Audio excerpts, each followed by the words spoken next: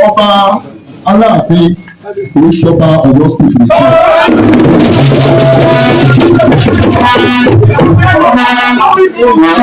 nǹkan tí mo sọ ní pé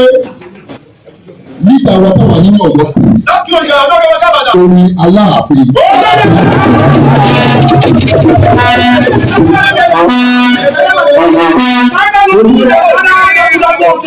ìrìn ọ̀tẹ̀ bá a ṣe ń pàkan nìkan ń ru ẹ mọ́ bínú wọn ò ní lè kíra mi wọn ò ní lè ṣe introductions mọ́ ó yẹ kó ti yẹ yín pé inú abala lérèfé náà la yọjú sí bá a ṣe bẹ́ gíjà ojú wíńdò ojú fèrèsé láti yọjú níbi tí wọ́n ti ń kí ọba Aláàfin Ọ̀yọ́ mẹ́sàn-án mẹ́wàá bẹ́ẹ̀ náà ni wọ́n ń dọ́gbọ́n tàbùkù àwọn kan wọ́n ń kọrin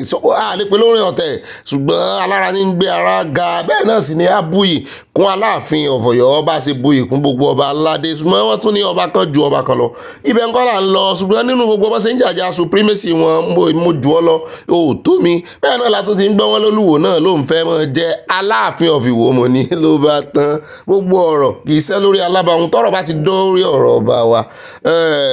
ẹ ṣàgbà wà bẹ́ẹ̀ ẹ bá ṣe rí nù ṣùgbọ́n nǹkan kan ni mo fẹ́ fàyọ ẹ fi tó Olúwo lẹ̀ gbogbo ohun tó bá wo Olúwo kó jẹ́ ó ti lóun ó jẹ́ mìíà bóyá ọjọ́ kan yóò dìde yóò lóun fẹ́ jẹ́ president of Ìwó àmọ́ wò ó wù ni ohun tó sì wù ó wù ẹlẹ́dàá rẹ̀ ni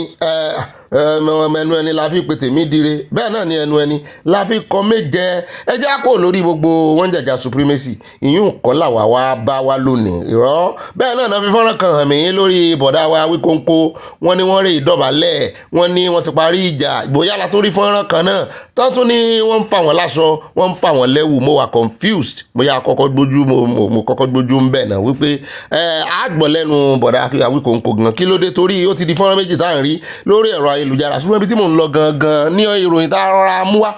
ní fẹ́rẹ́ jógí lánàá lórí wípé wọ́n ní àwọn ọmọ Ìgbò wọ́n náà là ń ní Ilé Ifẹ̀ níbi ojúmọ́ ti mọ́ wá ilẹ̀ káàró òjíire èmi náà bá bẹ̀rẹ̀ iṣẹ́ ìwádìí mi ìwọ̀nba tí mo lè ṣe mo bá tírèsì ẹ̀dọ́dọ̀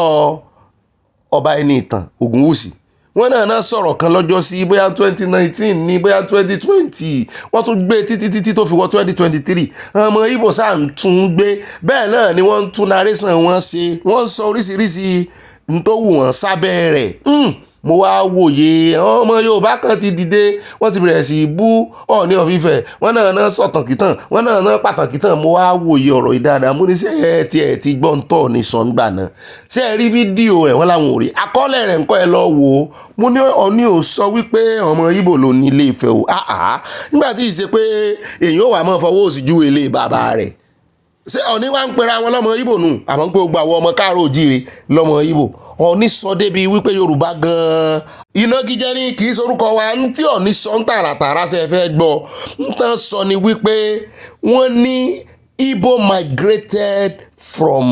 Ilé Ifẹ̀ wọ́n ní Ilé Ifẹ̀ náà ti kú ọ̀sán nìkan ó dáa ṣé Igbo nìkan ni akátì ẹ̀ kọ́kọ́ yọ ti Igbo ṣé bíbí nínú Ẹdó ṣé wọ́n náà àwọn Benin wọ́n náà migrate láti Ifẹ̀ ni sanwó-adé wọn làwọn padà dé wọn làwọn ní Ifẹ̀ ṣé bí wọ́n rí Ifẹ̀ gẹ́gẹ́ bí ilé bàbá wọn ni nítorí yẹ káwọn Ìgbò yìí náà máa lọ sọ ní wípé àwọn ti rí ilé great grandfather àwọn o ibi tí wọ́n ti ṣẹ̀wá o orísun àwọn Yorùbá ló sì sọ wọ́n ní odò tó gbàgbé orísun rẹ̀ yóò gbẹ tí ọba Ògúnwùsì ń sọ ni wípé Ilé Ifẹ̀ lórísun Ìgbò wọ́n ní wọ́n fara pẹ́ Odùduwà díẹ̀ tí wọ́n ń gbìyànjú àti sọ ni wípé gbogbo ẹ̀yà láyé ilẹ̀ Yorùbá náà ti ṣẹ̀ wá àbí kí ni túmọ̀ orúkọ Ifẹ̀ Òòyè ibi ojúmọ́ ti mọ́ wá àti Ifẹ̀ Òòdáyé ibi ojúmọ́ bá ti mọ́ wá ibẹ̀ ní gbogbo èèyàn ti wá ìtumọ̀ nǹkan sọ náà nù wípé origin nǹkan sọ náà nù so gbogbo àwọn tí ń gbé kiri àwọn ọmọ Ìgbò ní tuesday story o nítorí ẹ̀ ni bàbá wa Ẹniìtàn Ọ̀jájá sí gbọ́dọ̀ jáde torí wọ́n láwọn ọmọ story yẹn dáadáa wọ́n tiẹ̀ láwọn gbéra wọn lọ Ghana ńgbà náà wọ́n náà tún dé sí Sudan kọ́ ni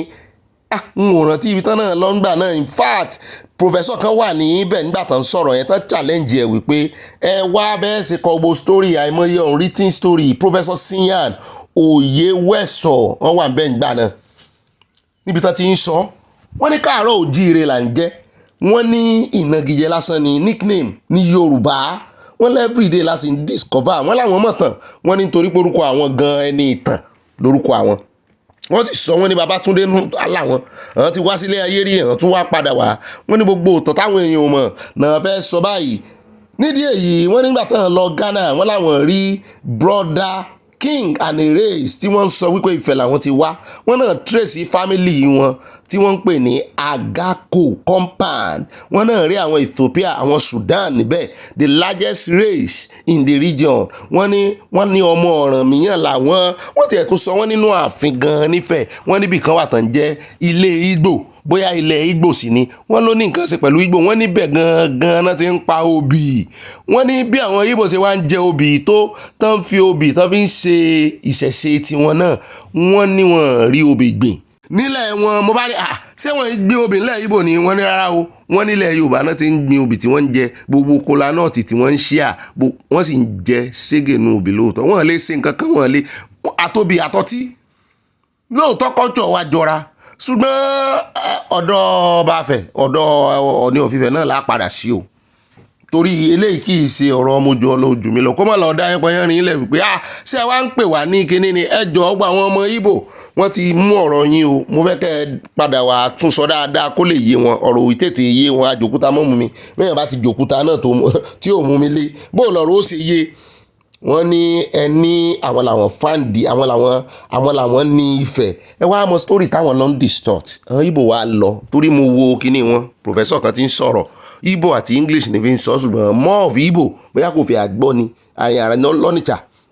ní nǹkan bí ọdún méjì sẹ́yìn àbúṣù mélòó kò tí ì pọ̀dún oṣù ni náà wá ń sọ wọ́n ní tí wọ́n fi lè sọ wípé Ifẹ̀ làwọn ti wá àti wípé iye kan àwọn ní Odùduwà àtọ̀bàtálá wípé a jẹ́ wípé Yorùbá bá wọn lórí ilẹ̀ yẹn nìyẹn ibi tán ti bẹ̀rẹ̀ sí ṣe research ìsọnù nìyẹn o wọ́n wá sọ wọ́n ní more research ọba Ọọ̀ni of Ifẹ̀ àwọn tẹ́ gbéṣẹ́ research fún lọ́jọ́ sí pé kán lè ṣe research nípa written and unwritten story and history of Yorùbá sọ ti jẹ́ yín lábọ̀ ẹ jáde o kán tó tù sí ọ̀rọ̀ yín bọ́rọ̀ bá ti dórí ẹ̀rọ ayélujára wọ́n máa tù sí ẹ̀ ní o àwọn ò sì ní gba ilé yìí àní bẹ́yẹn kankan bínú lórí ilé àní gba ilé torí bọ́mọdé ò bàbá tàn yóò bá àrọ́bá ń bá bá tàn ìran mi ṣe ìran Ìgbò láyé káfàtà gbogbo bí ẹ bá ti mú ọ̀rọ̀ Ìgbò jáde wọ́n bá ṣẹ̀wá wọ́n ti yapa lọ́ntì wọn nù ṣùgbọ́n tí ọba ń sọ náà ni wípé kán lọ yẹra wọn wò wọ́n máa sọ pé Júù làwọn tí ọmọ Júù làwọn ìpilẹ̀ṣẹ̀ Júù làwọn wọ́n ní kán lọ yẹra wọn wò wọ́n ní ọ̀pọ̀lọpọ̀ àwọn tí tó di Ìgbò lónìí wọ́n lẹ́jẹ̀ Yorùbá ní rànnú ìtumọ̀ ẹ̀ náà ni wípé Yorùbá kárí ayé ń tí ọba fẹ́ ń sọnù o lánàá àbí níjọ́ sí ẹni mò ń gbèsè ọba Aláàfin ní ìsìn ẹ̀ tún bú mi mọ̀ ẹ̀ bú mi pé mo tún ń gbèsè ọba Afẹ̀lẹ̀ ẹ máa wádìí ohun gbogbo dájú Ìgbò ló fẹ́ tún ìsìn ọ̀rọ̀ yìí ó dáa náà wọ́n kó kíní náà ti kó Èkó náà ti kó o Èkó náà àwọn kọ́kọ́ ní o Bìní náà dé lọ́jọ́ sí wọ́n náà lẹ́kọ̀ọ́ tí Bìní bá ti claim ń fẹ̀ á ní ibi tán ti ṣẹ̀ wá Èkó náà lọ náwó sí nígbà tó ń rí pé Èkó ò sí báyìí wọ́n ti náwó sí bẹ́ẹ̀ yẹn ara Ifẹ̀ àbí gbogbo ọmọ Yorùbá bá gọra yín Ọ̀yọ́ náà ń bọ̀ wá náwó sí wọ́n bá tiẹ̀ náwó sí wò Aláàfin of Ìwó. Daughter is married to a Nigerian. This one now, again, is married to a Nigerian. And our guys around, I don't know. Ẹ̀yin ọkùnrin Nàìjíríà kí lọ́bọ̀ fi sórí tí náà kí o ṣe kí lẹ ní lọ́wọ́ kí lẹ ń gbé kiri sówó ni àbí tabẹ́ kí ló dé gangan president wọn ní Kenya ní sọ̀rọ̀ yìí ọmọ rẹ̀ méjì obìnrin Nàìjíríà náà fẹ́ ó wá ń challenge àwọn ọkùnrin wọn wípé kí ló dé gbogbo àwọn obìnrin yìí náà ti sá lọ Nàìjíríà tán bẹ́ẹ̀ bá sì gbọ́ bí táwọn obìnrin wọn ti ń sọ̀rọ̀ wọ́n á máa sọ ni wọ́n á ní láyé àwọn ò lè fẹ́ ọmọ ìlú àwọn mọ́ pé ọmọ Nàìjíríà ti làwọn lójú mo ní ó ti dáa bẹ́ẹ̀ adékòdèrè wọ́n náà náwó rẹpẹtẹ wọ́n ní wọ́n tún ná bọ́dì fáwọn mo ló dáa àwọn ń wá ọmọ Nàìjíríà hot ní ìsìn láwa we are the hottest láwa boys àwa men tó jẹ́ ọmọ Yorùbá ọmọ Nàìjíríà bẹ́ẹ̀ bá délùú èbò náà ní ìsìn anywhere wọ́n mọ̀ Zimbabwe bá wà bí tẹ́ wà yóò mọ̀ léyìn mú ni àná ń kúnlẹ̀ ní ìsìn wọ́n ti lọ ń kọ́ àṣà wa àti ṣe wa wọ́n ń kúnlẹ̀ gbóúnjẹ ẹjẹ́ kó ń bẹ́ ó ń dun arákùnrin yìí ni ẹjẹ́ wá lọ sọ́dọ̀ arákùnrin yìí tààràtàrà èèyàn mímọ́ ni bẹ́ẹ̀ náà ni ó ti fìgbà kan jẹ́ special adviser fún gómìnà Delta ló bá lóun ò ṣe mọ́ kọ̀wé fipò lẹ̀ lẹ́yìn ìgbà náà ló wá padà lọ sọ́dọ̀ rẹ̀ pé ẹjẹ́ kó ń wọlé òun fẹ́ rí òun wá ṣèwọ́de òun ò kó èèyàn lẹ́yìn ṣùgbọ́n òun nìkan ló ń dá wá akíkanjú ni ọkùnrin mo fẹ́ kẹ́ ẹ farabalẹ̀ kẹ́ ẹ gbọ́ bọ́rọ̀ ìṣèlú àwọn ọlọ́pàá fẹ́ hàrásì ẹ̀ ṣùgbọ́n kò gbà fún wọn mo wá ní kí ní dẹ́rù ba ọlọ́pàá lẹ́nu ọjọ́ mẹ́ta yìí tán bá ti rí kámẹ́rà tán bá ti rí fóònù ní ìsìn wọ́n mọ̀ jàbí ẹni wípé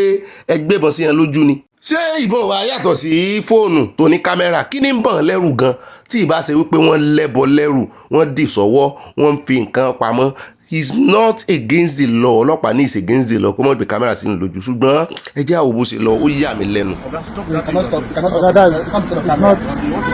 I want to see, this is our government house. We are going to see government. Nothing is being done about it. People are killing daily. They said they gave 30 healers other ways. And I want to see the governor. No, I'm on the solo protest too. I can't see governor. My name is Hafsat. I can't see His Excellency, Right Honorable Sheriff Ogbeni. I can't see Right Honorable. gbọ́ ariwo àwọn ọlọ́pàá yẹn kí ló máa ń ní wọn lára náà wọ́n kó wọn síbẹ̀ ọ̀bọ̀bọ̀ ìfojú wọn rí o question lásán ní bí ìkànnù wọn tó wá láti ìlú kan bóyá eléyìí náà tiẹ̀ irọ́ eléyìí ó délé náà lọ ẹ gbọ́ bí ó ṣe eléyìí ti ń sagídí tẹ́lẹ̀ ó yarí fún mò ń bọ̀ ẹ mọ́ bínú ó sì ohun rẹ̀ lẹ̀ ní ìsìn ó sọ fún kan ó ní gba ìlú rẹ̀ lọ só ti gbọ́ ìròyìn tó ń ṣẹlẹ̀ yẹn ní kílódé mo gbé kámẹ́rà sí lójú ó ní àwọn èèyàn tó tán jí lọ nílùú yín nílùú ẹ̀ ó dárúkọ ìlú ẹ̀ fún ó ní kílẹ̀ ti ṣe ẹ kàn jókòó rẹ́gẹ́dẹ́ ti àwọn politician ẹlẹ́ǹsọ wọn ẹ mọ̀ àràsì àwọn tó yẹ kẹ́ ẹ sọ. I need to destroy my phone. This is a retired appointee. You don't. Mr. Harrison. When I was getting to the governor, I have reached out to him several times. I have to see my WhatsApp. So reach out to him. I was listening to the governor of civil societies. I have tried several times to reach out to him. No way to reach out to him. Tell him what is going on. And I resigned. I said I will not be a governor. So this governor, yes, he is aware. I resigned my appointment. I said I will not be appointed again. Since governor who appointed me cannot listen to me, why should I be an appointee of the government? So now let us come back to the community and fight for our people. That's why I'm here today. To tell you about what's going on in Africa, other areas in Delta State. Operation Sweep was given 31 healers. The people want to bring the bush to assist us. Then why give them healers? Give the healers to people who are doing the job, the vigilante, the kidnapping squad who are doing the job, the police. At these RRS, at they don't have any single operational vehicle. They rent vehicle to go and operate. Is it right? They pro vehicle, personal vehicle to go and attack kidnappers. Is it right? Fund the security, fund the vigilante, and then disband the operation Sweep. You are not doing what they are about to do. That's why I'm here today, and nothing else. I know they joke. That's me. I'm telling you the truth. So not just incite us to do it today. Tomorrow we go block here tomorrow. Every go they block. Nothing will happen. And they tell you the truth now. Go ask them. Not they put my they talk to me. They talk to me. Not they talk to me. Don't talk to me. Why do Davido police? But the type of person they come from village. Ababu is has been. Ababu every day kidnap Ababu. Every day Ababu they kidnap Ababu. ẹ̀yin èèyàn mi ẹ wò bó ṣe engage wọn kò bá wọn fa sùúrù tújò ṣùgbọ́n ó sọ̀rọ̀ tó mọ́gbọ́n wá ẹ wo ọlọ́pàá yẹn bó ṣe kó òun wájú ẹ̀ nígbà tó dárúkọ Abágún pé wọ́n ń jiyàn gbé lọ́wọ́lọ́wọ́ lábágún níbi tó ti wá ibi tó ló ti wá ó kó òun wájú ẹ̀ ní ìjà wọn ló sì jáde bẹ́ẹ̀ o wípé gbogbo àwọn Hilux mọ́tò Hilux náà ń kó fáwọn kan tán náà ṣiṣẹ́ dáadáa wọ́n ní àwọn tó jẹ́ ọlọ́pàá gangan àwọn anti-kidnap squad wọ́n ní mọ́tò ara wọn náà ń gbé lọ wọ́n sì ń ṣiṣẹ́ takuntakun pé tẹ́ ẹ bá wá gbé mọ́tò fún wọn ìjà ara wọn ní ìjà àwọn ọlọ́pàá náà ní Ọ̀gbẹ́ni ìgbèdè bẹ́ẹ̀ o tán tún ń ṣàgídí iṣẹ́ rí pé nǹkan ṣe àwọn ọ̀pọ̀lọpọ̀ àwọn ará bíi tí wọ́n ní kán máa sọ àwọn politician nǹkan ṣe wọ́n ti gbà wọ́n mọ lọ́ọ̀ gan kánà mọ lọ́ọ̀ ni wọ́n á mọ̀ wípé to protest right kìíní ni kò sì kó gidá ní kò kó mọ́ lọ ọbẹ̀ simple kẹ́ ẹ fún láàyè kẹ́ ẹ jó sọ̀rọ̀ gbogbo nǹkan sáwọn ilé gan sọ́mọ́ àmọ́ bá ṣe mójútó yàwó àtọmọ́ nílé ariwo ni you don't have the right kí ni right tẹ́yìn gan mọ̀ ẹ̀yin gan ò ní right àti máa pariwo lé ẹni tó wá gbèjà aráàlú imagine impunity ní kínní bí ẹni wípé wọ́n ti rọ àwọn nǹkan kan sí wọn lọ́pọlọ sáwọn tẹ́ ń pè lọ́lọ́pàá yín rè yeah it's a pity. Who once admitted to negotiating with bandits and offering them state funds cannot frame innocence. Such acts only empower killers and betray the people of Kaduna. he now claimed that Nigeria is in its biggest trouble since 1914 and speak of building coalition to take Nigeria back on track. We ask, on whose backs will this coalition be built? ẹlẹ́wọ̀n bí tá a já sí ẹ̀mẹ́ tó ń bá wí El-Rufai ni ẹ bá ti rí píṣọ ẹ̀mẹ́ òun náà ń bá wí tó ló sọ̀rọ̀ lẹ́nujọ́ mẹ́ta yìí wípé ìwọ ó ní Nàìjíríà ti wọ one chance ó sọ wípé àwọn bandits ló pọ̀ nínú ìjọba ààrẹ Tinubu pé ìwọ gan ń kọ́ tó ń ṣàgbọ́dẹ̀gbà agbátẹrù tó ń ṣe dúnàdúrà pẹ̀lú àwọn bandits nígbà tó wà lórí oyè gẹ́gẹ́ bí gómìnà ní Kaduna tó fi ẹ̀mí àwọn ọmọ ìlú tó fi wéwu wọ́n ní gbogbo coalition gbogbo conspiracy tó ló fẹ́ ṣe ló fẹ́ tún Nàìjíríà ṣe ìwọ wọ́n lẹ́ni tó bá máa fúnni lásọwọ́ wọ́n ní tọ́rùn rẹ̀ làkọ́wò wọ́n ní àwọn oní sọ̀rọ̀ ìmúní àìmí ò mọ wọn ti ń sọ̀rọ̀ ayé àwòrán ti kọ́ sí mo rí kíní kan fọ́rọ̀ mo ní bọ́n ti kọ́ àwọn youth kan jọ mo sì ń wo bánà ẹ̀yìn wọn ìmúlójọ ti APC ṣùgbọ́n n ò sọ́ọ̀jù ẹ bá ń wò dáadáa wọ́n sá ti tẹnu àbùkù bá El-Rufai wọ́n ní ẹnu rẹ̀ ò tọ́rọ̀. Ó yá ní báyìí ẹjẹ́ àgbà Èkó lọ o orí bíríìjì tẹ́ ń wò yìí èmi náà mọ̀ bẹ̀rẹ̀ dáa láti máa lọ sí ìyànà ọba Ìgàndò sí ìyànà ọba in fact a ti kọjá irọ́ àti ẹ̀ tí ìdè lásù àfẹ́ gbẹnulé lásù ni àbí ká ti kọjá lásù mo sáà mọ̀ wípé àkùrọ̀ wà ní sáìdì ibẹ̀ tán ti máa gbin ẹ̀fọ́ ẹ̀ ti máa rí wọn lápá ọ̀tún lápá sí báyìí ibẹ̀ náà ti dá àwọn mọ́tò ìdúró tán ti fẹ́ máa da ìdọ̀tí wọ́n tiẹ̀ ti ń dàdọ̀tí ilẹ̀ látòrí bíríìjì mo ní Wàhábù ní gbà fún ikẹ́ ẹ̀ bá ṣẹ́ rẹ̀ jẹ́ wọn ni kò ní gbà Lagos Badagry Expressway ibẹ̀ náà ti mú àwọn ilé ìgbà yìí ẹ bá gbogbo bí ó ṣe wọ̀n fún wọn lóró sọ̀rọ̀ yẹn Wàhábù ó ganu sí mike ẹ bá nù ròyìn lónìí o gbogbo iye táwọn 250,000 ní fáànù ẹni tó bá fáìní ẹni tó bá mú bẹ́ẹ̀ náà sì ni yóò ṣẹ̀wọ̀n 3 months ẹni tó bá mú ní ìsìn ìwọ ìyá lọ́jà ti ń pa tètè ọjà síbi táwọn èèyàn ń gbà kọjá lórí walkway gbogbo yín pátápátá náà ti láwọn ọmọ mú báyìí o wọ́n láwọn ò ní gba ìkó gbàgbẹ̀rẹ̀ mọ́ lọ́wọ́ yìí wọ́n náà ti fi ọwọ́ rírọ̀ bá yín mú jù wọ́n lọ́wọ́ líle lókun ẹ̀wù kéèyàn sì di odidi irúkìrú báyìí oríṣiríṣi pàǹtí ìdọ̀tí wọ́n ní ẹ̀ ń bá dọ̀tí Èkó kí ni kán ṣe fún ẹ̀dọ̀tí ẹ̀ ẹ̀ ń bá dọ̀tí Èkó kí ni kán ṣe fún ẹ̀dọ̀tí ẹ̀ ìfà tó yẹ kán ní kán wọ inú kànáà yẹn lọ kánrè ẹwà dúró tó ti dà rẹ̀ kánrè mọ́ gbọ́n ìdọ̀tí wọn padà àwọn ìka ọba yìí jẹ́ ìjọba kọ́ ló ní fọ́ọ̀tì eléyìí tíjọba bá ní fọ́ọ̀tì á sọ àní torí pé ìjọba ní lọ́wọ́ ká mọ̀ sọ tàwọn aráàlú náà fún wọn. ẹjẹ́ kó ń bẹ́ẹ̀ ẹjẹ́ wá sáré dé ọ̀dọ̀ arábìnrin yìí mo ní impunity everywhere ìwà ìka everybody kàn lọ́wọ́ agbára fúnra wọn ẹ wò torí kò ti jẹ́ àmì obìnrin ní ó wá dá obìnrin ẹgbẹ́ ẹ̀kúnlẹ̀ tó ń jẹ́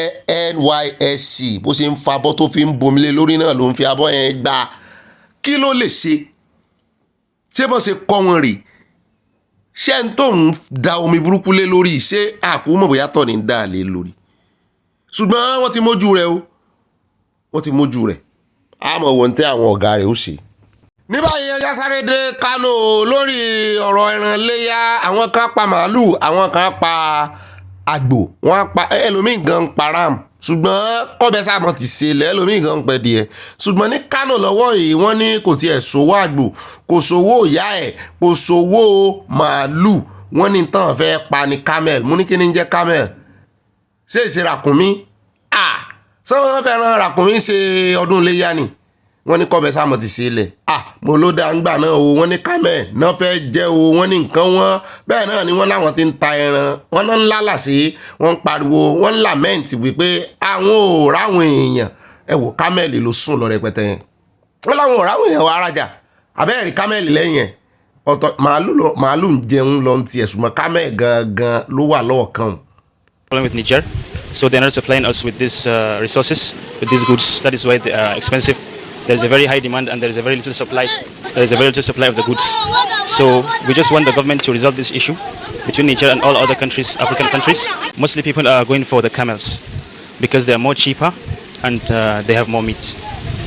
The rams are more expensive than the camels and the cows. The people where they come and buy the ram is their businessman, not be the workers. Well, because they have a lot of money for their account. ó ti ń bà wọ́n ti ti bọ́dà níjẹ́ ó ti ń bà wọ́n gan-an gidi as in seriously wọ́n complain ràkúnmí wọn náà ní kán máa ra ẹ̀sìn o torí àwọn ò fẹ̀sìn sojúde ọba ọ̀ ẹgbọ́n náà sàn tí ìrọ̀sù náà ni oṣù làǹdóde o àbọ̀ ti mú déètì tèmi ò mọ̀ fún ojúde ọba ni ẹjọ́ ẹja ń sí gbogbo ẹ̀yin ọmọ ìjẹ̀búdà o gbogbo ẹ̀yin ọmọ alárẹ̀ óyá ẹ bá mi mú déètì wá ṣé mo gbà ṣé mi ń fọ̀jẹ̀bù mi kọ́kọ́ rẹ́ mu gààrí ẹ wá bá mi ti mọ́tò ìkójú náà jẹ̀bú dùn ọlọ́run kọ́ sọ wá dùn àfi wọ́n tún ṣe ń gbé sítórì kan kiri wọ́n ní jẹ̀bú òsì lára ọmọ Oòduà wọ́n ní kìnní kan ẹ wo àwọn onísítórì ìsọnù kọ́lọ́mọjà kan dalẹ̀ Yorùbá rú à ń kìlọ̀ fún yín látijọ́ yẹ ẹ̀ gbọ́ oríṣiríṣi sítórì náà ń gbé kiri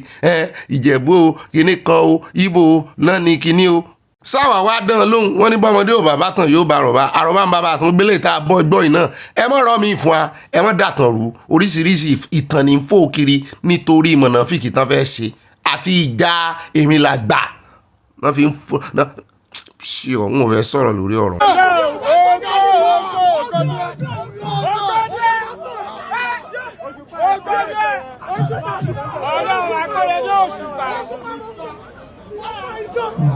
ìlú fẹ́mi lóye ẹni tí ọlọ́run bá ti fẹ́ràn láyé ń fẹ́ olódìfá fún Dr. Saheed Òṣùpá ọba orin ọba fújì ọba orin ọba music ni o kì í sọ ọba fújì nìkan ọba music ó kógojá àwọn fáǹsì ẹ̀rẹ̀ arábìnrin ó tú aago lọ́wọ́ rẹ̀ ó jù fóṣùpá àwọn kan kọ́kọ́ mú ó ní bẹ́ẹ̀ bá ti bẹ́ẹ̀ Òṣùpá bá ti lò ẹ́ bó mú nǹkan padà o góòdù sí ni ó tún tú yẹrí etí rẹ̀ náà ó tún jù sóṣùpá àbẹ́ẹ̀rí nǹkan ìfẹ́ ni o ìfẹ́ pé ọlọ́run sí ẹni lógo ọlọ́run dá lógo ògo Òṣùpá ò sì ní wọ so Òṣùpá lókè gan mọ́ wọ ògo Dr. Òṣùpá yóò ní wọ láṣẹ ọlọ́run Èdùmàrè èmi náà láìkì wọn gbórin wọn gan ni àwọn náà ti lo aago sọ́wọ́ yóò tún yẹrí nísìn ìfẹ́ ni o mo rí èèyàn tó lè tún yẹrí fèmí náà bíi mọ́mí ẹ̀yà tú gòdù etí yín wá abẹ́rẹ́ ó tún ti tú oníkan fún kí ló sùn wá fẹ́ fi yẹrí ṣe ṣùgbọ́n mo jẹ́rìí bàbá wa náà wọ́n sọ̀wọ́ kúdúrú sí lẹ́yìn bó tiẹ̀ jẹ́ pé kì í ṣe torí owó lárábìnrin ṣe o ṣùgbọ́n ìfẹ́ ló wà ń bẹ o tó ráwọn kan tó ti ń gbégbèkúgbè kiri wọ́n ló fẹ́ kó sùpà fóun lówó ní irọ́ ni. ọjọba ọjọ ẹyọ Jésù Olúwa jọba ọjọba Jésù jọba o. ẹyọ Jésù Olúwa jọba ẹyọ Jésù Olúwa jọba ẹyọ Jésù Olúwa jọba. ọlọ́wọ́ ńlá bàbá náà wọlé o ọlọ́wọ́ ńlá Jésù náà. ọ̀pọ̀lọpọ̀ yín ni ọmọ bàbá yìí lórí TikTok wọ́n ní ọmọ Port Novo ní ọmọ Beninese wò pé kí ló dé tí mo fi lò ó tálẹ́ǹtì ni láìlọ́ọ̀nà mọ̀ fi ń lu ìlú bẹ́ẹ̀ náà tó ń gbọ́wọ́ gbẹ́nu sọ́wọ́ wọn fi ń ṣe microphone síbẹ̀ náà wọ́n ríran o ṣùgbọ́n wọ́n fi ayọ̀ ṣe ìmọ́lẹ̀ wọn pé àwọn ò ní rí mẹ́nu òkùnkùn ó fi ayọ̀ ó fi ṣèmọ́lẹ̀ rẹ̀ ó ń fa ayọ̀ pọ́ọ̀tì ẹ̀ bí ẹni tó rí báyìí special man ìbá lè mọ́ fi ayọ̀ pọ́ọ̀tì ẹ̀ kí wọ́n á tiẹ̀ jọ fàyọ̀ kúnrin àjò yìí fàyọ̀ kọ́lọ́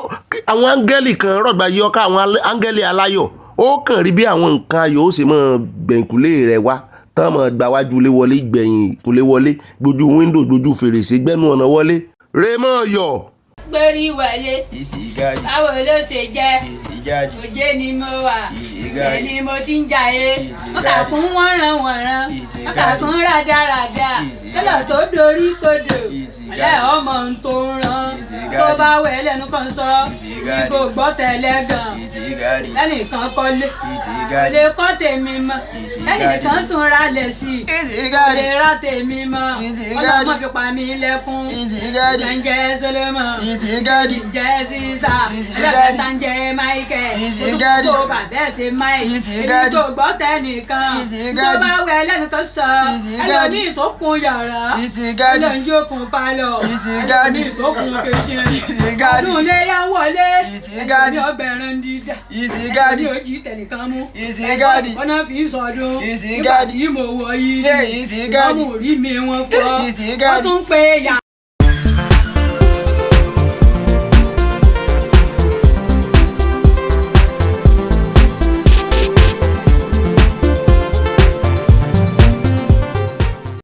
òkúta ẹ̀là gbòòrò ẹ̀là òkúta ẹ̀là gbòòrò ẹ̀là olóko ló dé pòrò ẹ̀là òkúta ẹ̀là pòrò ẹ̀là mo ní òkúta ẹ̀là pòrò ẹ̀là òkúta ẹ̀là pòrò ọ̀la Ọ̀gbẹ́ni Bobby ló dé pòrò ẹ̀là òkúta ẹ̀là pòrò ẹ̀là oníròyìn àgbáyé ló dé pòrò ẹ̀là gbogbo orin lèmi mọ́ yí tèmi gbogbo tí ó sàmúnú yín dùn ni mo mọ́ wa a gbọ́dọ̀ kọrin wọlé ni nítorí a lè fi orin àwọn ìṣẹ̀dálẹ̀ wa ṣeré o orin pọ̀ lọ́jà burata àwọn orin àpamọ̀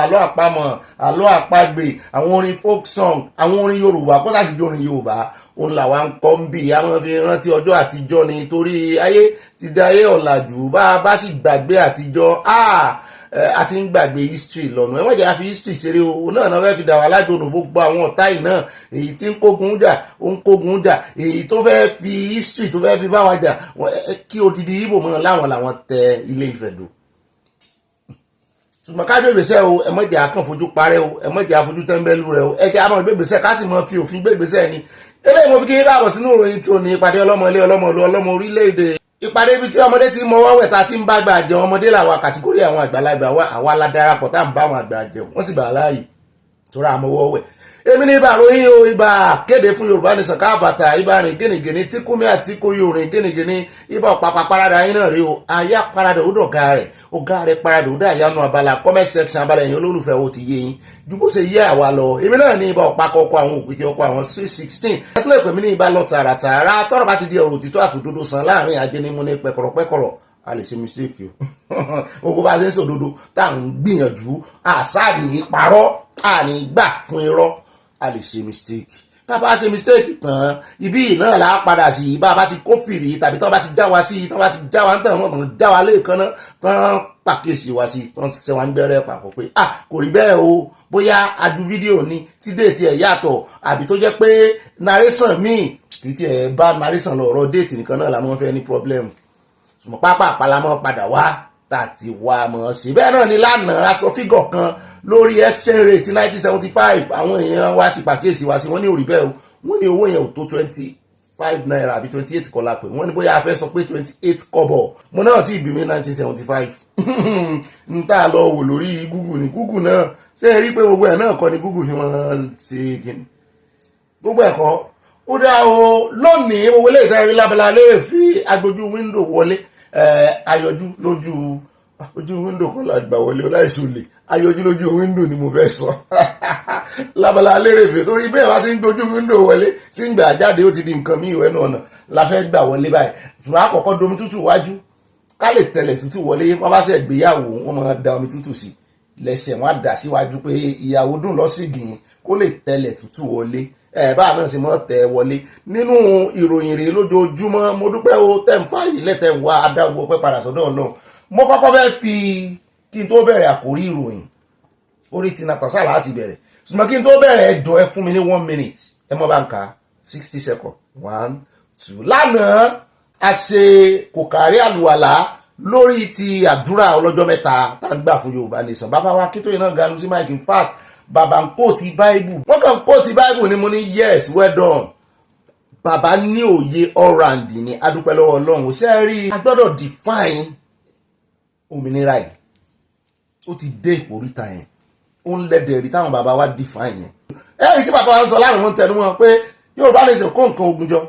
wọn ní army wọn ní kinní wọn ní bí ìtàwọn Biafra tàbí àwọn míì tó kóra wọn jọ wọn kó nǹkan ogun jọ wọn lè kárè mọ́ ọ̀pọ̀lọpàá wọn lè kán dojú ìjà kọ ìjọba wọn ṣàlàyé ẹnu prayer yẹn nínú sermon kí n pè ní sermon só ti pé ìṣẹ́jú kan ẹ mọ́ bínú ẹ fún mi nǹkan sí wọ́n ṣàlàyé gbogbo ẹ̀ wípé ta ní náà rè àdúrà a sì ní ọ̀rọ̀ ẹnu ṣé ẹ rí ẹ jẹ́ ká mọ̀ là dáadáa o bẹ́ẹ̀ yóò bá lọ sóko yóò mọ̀kọ́ àtàdàdá ni bí yóò bá lọ ṣọdẹ yóò gbébọn yóò tún mú nǹkan bóyá àdá yóò tún mú mọ́ bọ́ọ̀ báyẹn bá lọ skul yóò mú báírò yóò mú ìwé dání gbogbo tó bá ń lọ nǹkan kan wà tó mú dání ṣùgbọ́n ní gbogbo ta wá kàálẹ̀ yìí Ọlọ́run nìkan là wà ní Ọlọ́run ní olórí ogun wa ṣáájú ogun lálọ akẹ́yìn ogun lábọ̀ kò sí tó lè kó dání kódà kó ní ọmọ ogun tó bá ti ní Ọlọ́run tó bá ti ní Ọlọ́run èyàn ó kàn lọ yóò rè kú sọ́wọ́ ọ̀tá ni ní kú sọ́wọ́ ọ̀tá o ẹ jẹ́ ká mú àdúrà ní bàdà mo gbọ́ táwọn kan sọ pé ṣàdúrà náà máa fi gbòmìnira ní nìkan Ísírẹ́lì gan ìjà tó ń lọ láàrin àwọn àti Gaza ṣe kìíní kan ṣe kìíní kan ìlú sílùú tó ti ní sovereignty nìyẹn ẹ jọ̀ọ́ ẹ jẹ́ àtẹ̀rámàdúrà èmi ò ní nǹkan mi ò ní ṣiṣẹ́ ẹ jẹ́ àtẹ̀rámàdúrà gan-an tọ́lọ́run bá ti fọwọ́ ṣiṣẹ́ rí nǹkan yọ kan báyìí mo mọ̀ bílíìfù náà Ọlọ́run lórí kìíní gan lórí ìrìn àjò yìí òmìnira yìí torí Ọlọ́run ó fààyè gba òmìnira kò kì í fẹ́ kéèyàn wà nù nira kì í fẹ́ kéèyàn fìyàn sínú àhámọ́ nítorí ẹ̀ mo ṣe bìlíìfù nú ẹ̀ nítorí ẹ̀ ṣe rí nǹkan kékeré kan lè ṣẹlẹ̀ ó lè mọ́ ní ìdí pé à ń bá èèyàn kankan jà tí ò tiẹ̀ sínú pláànù Yorùbá Nation tẹ́lẹ̀ kò sínú pláànù Yorùbá Nation pé ẹgbẹ́ gbógun ti ibì kan alálàáfíà ni wa ṣùgbọ́n ọ̀rọ̀ ẹnu ká ṣàlàyé ká béèrè ẹ̀tọ́ wa ká ṣe ìwọ́de alálàáfíà àní bó bàbá wa Sunday Igboho wọn tó fi wọn ṣe yẹ̀yẹ́ wípé ẹni tí ó ṣe ìwọ́de tí ó ṣe bí kíní ló fún wọn ṣe yẹ̀yẹ́ Adams Gani pé ṣé eléyìí tí ó tó bá fẹ́ ṣe ìwọ́de ó tún lọ mọ́ bá gọ́ọ̀mẹ̀ntì àtúnfún ní ibi tẹ́ẹ̀tì mọ̀ pé bàbá Sunday Igboho alálàáfíà ọmọ alálàáfíà ni wọ́n tún fi bú nítorí sì fi mọ́ gbòmìnira náà nù pressure ọmọ sáà pressure ni kì í ṣe pé ó gbé ìbọn lòdì sí ìjọba kì í ṣe wá rí pọ́lọ́mbà wá ti wá ṣetán nǹkan kékeré báyìí ní òjò ṣẹlẹ̀ tí ó sì dálẹ̀ sáàrin wọn tí wọ́n sì fọwọ́ ara wọn dàrú ẹ wo ohun tí àwọn Boko Haram ń ṣe Nàìjíríà ẹ wo oríṣiríṣi ẹ wo báwọn èèyàn ṣe ń kú ní rẹpẹtẹ ẹ wo dàrúdàpọ̀ nǹkan kékeré báyìí èèyàn kan sọ̀rọ̀ tí ó ká èèyàn kan lára náà bàjọ́ dàrú lójú oníkálukú wàhálà kó tiẹ̀ dá àti ẹ̀wà fẹ́ gba orílẹ̀-èdè wa gan báyìí lẹ́ẹ̀bà rí àwọn tí ò dá sí tẹ́lẹ̀ náà bá padà bọ̀ wọ́n bá mọ̀ bẹ̀yìn pé ibo lẹ bá dé ẹjẹ́ abáyín dá sí àti ṣetán báyìí bí ó ṣe rí nù ọjọ́ ń bọ̀ ọjọ́ Olúwa ó ti dé tán mo gbàgbọ́ ń tèmi torí mo ọmọ jà mí ìjà mo lè dájà mo ti yọ̀ lẹ́sọ̀ Ọlọ́run lọ́run ó dá ẹ káàbọ̀ mo fi ń gbé yín débẹ̀ gidi ni pé kẹ́ ẹ ní ìgbàgbọ́ nínú Ọlọ́run o ẹni tó ń ṣe gbogbo àwọn tá a bá tún wá mú làkàkà lórí ẹ̀ kò di alọ́wọ́ o kò di alọ́wọ́ rárá bí iṣẹ́ ṣe ń lọ́nú ẹ̀mí kó mọ̀ lọ́nú ara náà kẹ́ ẹ mọ̀ ní bọ́bí so wá ní ká mọ̀ wòran ní mi ò ní ẹ mọ̀ wòran o rárá àdúrà nìkan kọ́ o mo ti kó gojá lórí ẹ̀ báwọn àdúrà nìkan kọ́ o ṣùgbọ́n àdúrà nígbà agbára pé káàbọ̀ alákọ̀ọ́kọ́ náà kò rí ìròyìn wa lónìí báyẹ̀ bá pé kó kálé kó kakù ẹ̀ mọ́ bá kọ àmọ̀ràn sábẹ́ comment section lórí ọ̀rọ̀ ti jàǹjàǹgbara yìí náà ni orí ti Simon Ekpa láti bẹ̀rẹ̀ ìròyìn kan wá ń jà kiri lẹ́nujọ́ mẹ́ta nígbà tí wọ́n fún Simon Ekpa láàyè láti sọ̀rọ̀ torí mo ti kọ́kọ́ gbọ́ kínní ìmúníyà bóyá parọ́ mọ́ Simon Ekpa ni pé àmújẹ́rìí ẹ̀ kò lè sọ̀rọ̀ ọ̀rẹ́ mo ti wá confirm ẹ̀ mo ti rí pé lóòótọ́ ni o dá pé ọwọ́ nàìjíríà ò padà lẹ́yìn ẹ̀ àti pé àwọn ti Finland náà ó dà pé wọ́n ti sáìkì wọn lòdì sí wọ́n bá bí ó bá ní content creator lòun ò ní nǹkan kan sí òun ò ní nǹkan kan ṣe rárá pẹ̀lú ipob mo ní à ń bọ̀ ń bẹ ẹ̀yin náà kọ́ ǹjẹ́ Sunday Igboho sẹ́ ìran rẹ̀ rí àwọn kan ní diplomacy ló ń lò kó tiẹ̀ fi jáde ń bẹ̀ náà diplomacy tí ó lò gbogbo ìgbà tí ń sọ̀rọ̀ tí ń ṣàìsí àwọn èèyàn à ń bọ̀ ń bẹ mo fẹ́ mọ̀ treat ọ̀rọ̀ ni mo ń fojú rí tẹ́lẹ̀ ṣùgbọ́n a fẹ́ fi gbéra wa débẹ̀ practical example lélẹ̀ wọ ọ̀rọ̀ tí mo máa ń sọ tán máa ń pè mí lọ́lẹ̀ wọ́n máa ń sọ̀rọ̀ sí mi gan o wọ́n máa ń pè mí lọ́lẹ̀ gan o ṣùgbọ́n practical lélẹ̀ ní ìsìn kì í ṣe àwọn ẹlẹ́nu tí máa ń fẹ́ nú incitement wọ́n wá gbé àwọn èèyàn dórí orí staircase wọ́n á gbé wọn dórí mountain wọ́n á já wọn kulẹ̀ wọ́n á promise oríṣiríṣi nǹkan a máa gbá ní a máa ṣe ọ̀rọ̀ Yorùbá Nation ti kọjá bẹ́ẹ̀ o ó ti kọjá bẹ́ẹ̀ ọkọ̀ bá sọ bí Bobby bá sọ nǹkan kan fún ọ rè confirm ẹ fúnra rẹ èmi mò ń bára mi wí tí n bá yìn ṣáìtì ẹ tí mò ń sàmú ìsáìtì ẹ pé a ṣe ni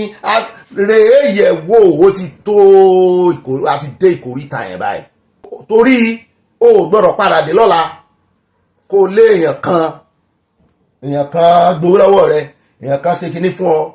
gbogbo bọ́ n tó bá fẹ́ ṣe fún ìran rẹ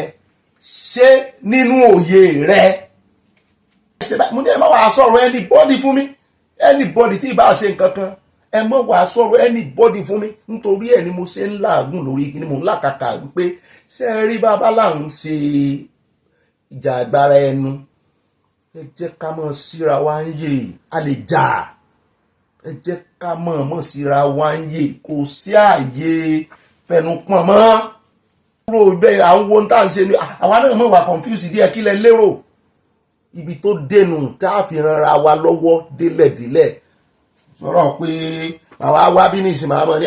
àwò á ṣe kinní kan ni o ẹ mọ̀ irọ́ o bí ìṣòro bá wà kájọ ṣíà ẹ̀ táyà bá ṣíà ìṣòro lèyìn ó tó mọ solution sí ìṣòro n ò ní kẹ́nu wa mọ́ dùn o ẹnu tèmi náà dùn o ẹnu mi dùn ṣùgbọ́n kò ní dùn kọjá ààyè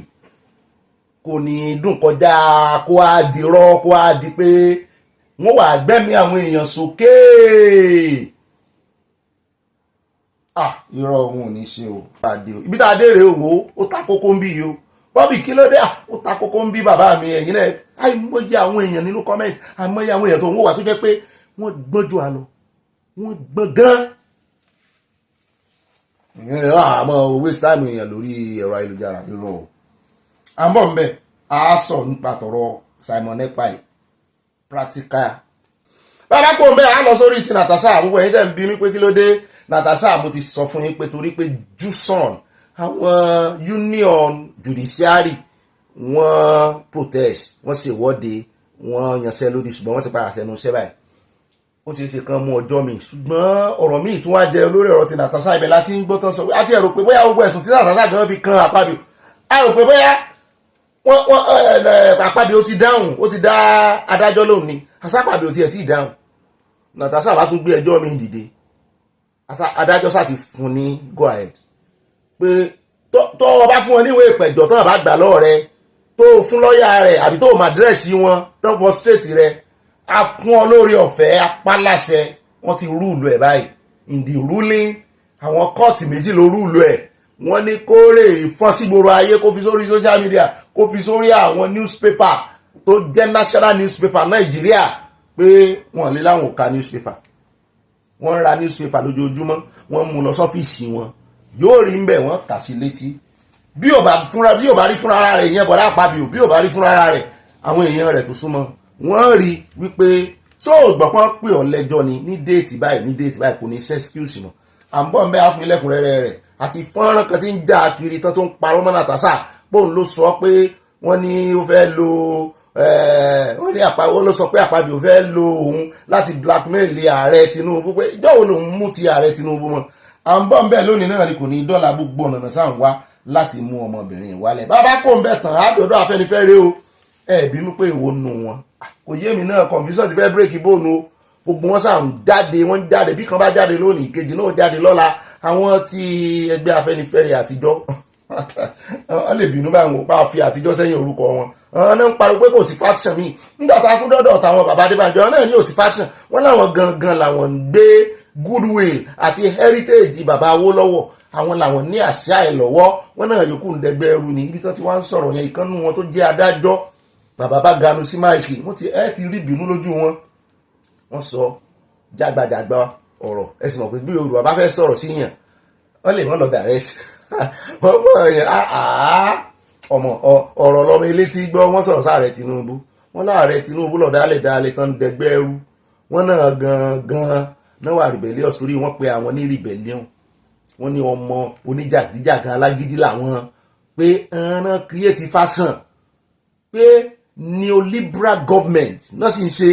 wọ́n ní tí ì sì ṣe àlàkalẹ̀